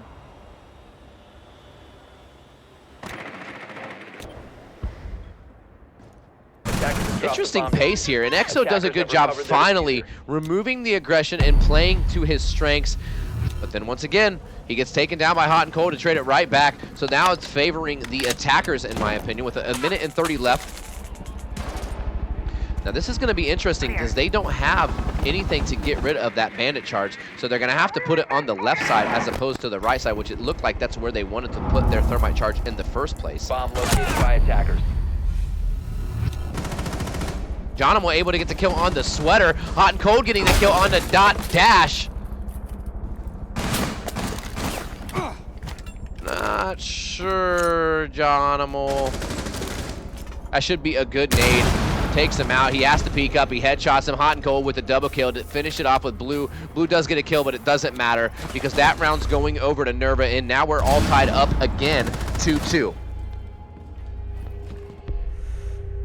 You know, again, when you lock off and you give them office control like that, it just allows them just too much freedom, in my opinion. You know, you're like, all right, you're basically what you're saying is, all right, just come on into office, go ahead and EMP the wall, go ahead and open it up, and you get right into sight. There's something about a lot of these more balanced maps that's just so important when I think it comes to creating a map. And there's like this sort of buffer before a site. And what I mean by that is that office room is kind of that buffer between the outside of the building and the site. And I'll show you what I mean here. If you remember of like Favela, Favela is a really good example of a map that doesn't have a buffer before site. And that's one of the reasons why I don't think it's a good map, is because attackers have a direct access to that bomb site. And when your castle off that archives doorway, what you're saying is like, hey, you guys can just come right on in and have direct access to that bomb site. And that is something that you cannot be having. If you do not at least try to do something, don't even castle it off. You don't even have to play inside of offices, but just the fact that you're castling it, all they have to do is just put a claymore on the east stairs, and I think that that's really gonna like prevent them from doing anything. You have this other bomb site over towards A as well, and honestly, you might say, but hey, Talon, there's no really buffer room for it. But then all of a sudden, I kind of tell you, you have security. You can't take an A, like a box, without taking security. So that's kind of that buffer. That's the sort of like that thing that attackers have to do or deal with, or at least worry about, before they go and take the site. And when you castle off that archives door, they don't have to worry about any sort of thing coming. They can just hop right in, open up the site, and do as they please. So really big. That's in my personal opinion why I wouldn't castle off that B door, especially just like that. But maybe they know something that I don't. I think that I would agree. I would leave it freely. I like what they were trying to attempt, but I don't think that castle is really that useful. I think it would be much more useful if you were to, say, bring a Pulse and put him underneath. If you're going to relinquish the office like that, then you're going to want to be able to C4 from underneath after they gain control for the, to retake control of it. Green Frog does take down Adam, though. Very nice little angle from him. I thought Adam was going to get the kill onto him, but he was able to get it back onto him anyway. So 2 minutes left in this round, round 5. All tied up 2-2 and all tied up 1-1 in the series. Minor Esports has the early kill here, so now it's 5v4. They do have control of that CCTV room. RTC does a good job getting rid of that Twitch stone, so he's not able to open up that Mira. Sweater is sitting here in the hallway, and interesting enough, I just now realized that right wall beside the Mira is actually open entirely. They left it soft. Not sure their intentions. Green Frog with a double kill. He takes out HotanCold. So it looks like F3 is now F0 because it's all down to the NerVa stars. Let's see if they can lock down this round. Good job by Atticus to shoot out all of those Sabana charges, but he's able to get picked off really quick. Green Frog is with a triple kill. Sweater getting one. Sweater takes out RTC. Jonimal takes out Exo, but Dot finishes off Jonimal with the trade. And that round's going over to Minor Esports. And once again, we just have a back and forth, very balanced battle. All right, and here we go back upstairs. Will they bring the castle? Are they going to castle off that door? Please tell me you're not going to do that. Green Frog Dot is on that castle again. They have to realize that they're giving up too much control of offices, and if they don't realize it, it's really, again, it comes down to, okay, who's going to figure out what the strat is that needs to change? Who's going to adapt first? Either team hasn't really adapted too much. We've seen relatively about the same strats. I believe NerVa has been pushing in through offices each time. I think change as a direct result of the offices kind of hold, but it looks like we are seeing a little bit of a change up now. We are seeing a Mira inside of Fountain. So that's exactly what we need to see. That's the change up that they need to be doing. I believe they took Blue off of Jaeger. Exo swapped to Jaeger. Blue swapped over to Mira. And so now this is going to allow them to really try and hold it. Now it's kind of interesting though. Something that's they put a hole into the back of Fountain. Oh no, they put a hole also all the way into security.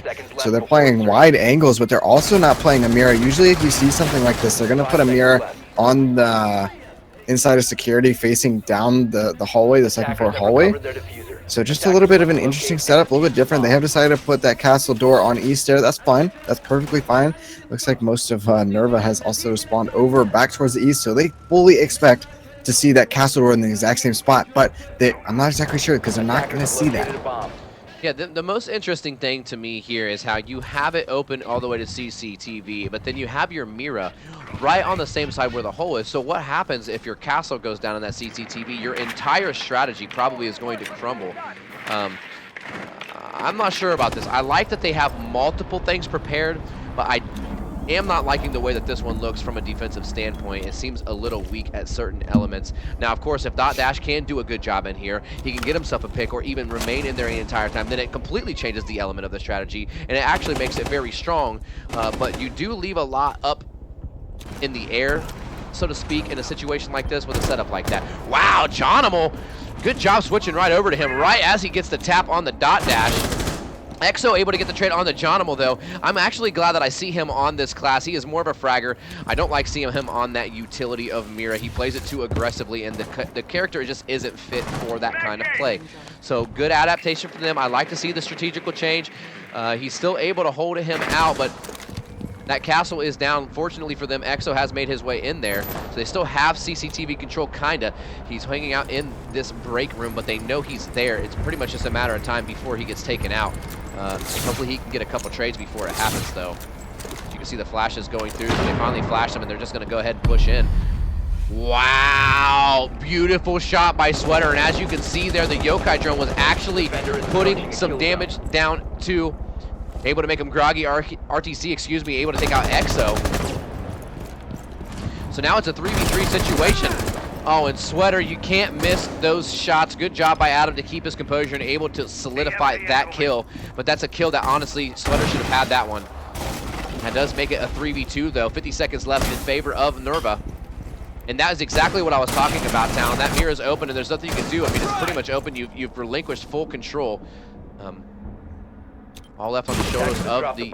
Ooh, wow. Green Frog does a good job taking out Adam. Using that secondary. Remember, that is diffuser as well, so he did see that. Attackers recovered the diffuser. The attackers bomb diffuser. Wow, and once again, a big pre-fire coming out. This Green Frog guy, I'm not sure who he is, but he is definitely making his name known today. 15 seconds left on the clock. They have the Yokai still, so there's really not much he can do.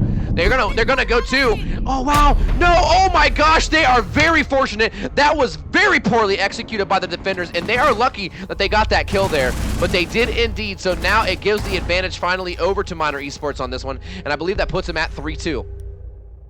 4-2, excuse me. Wow, 4-2 match point for Miner. So we've been here before, Talon. We've seen 4-2 every single map in favor of Miner. The question is, will NerVa once again be able to assess what's going on, identify the problem, and solve it and make the adjustments needed? You know, yeah, exactly. You know, honestly, if the trend remains, we're going to go into overtime. So as I was kind of saying before, how some maps can go like round for round, 1-1-1-1, and then all of a sudden I said, you know, even if a team picks up 2, the other team can pick up right back to 2.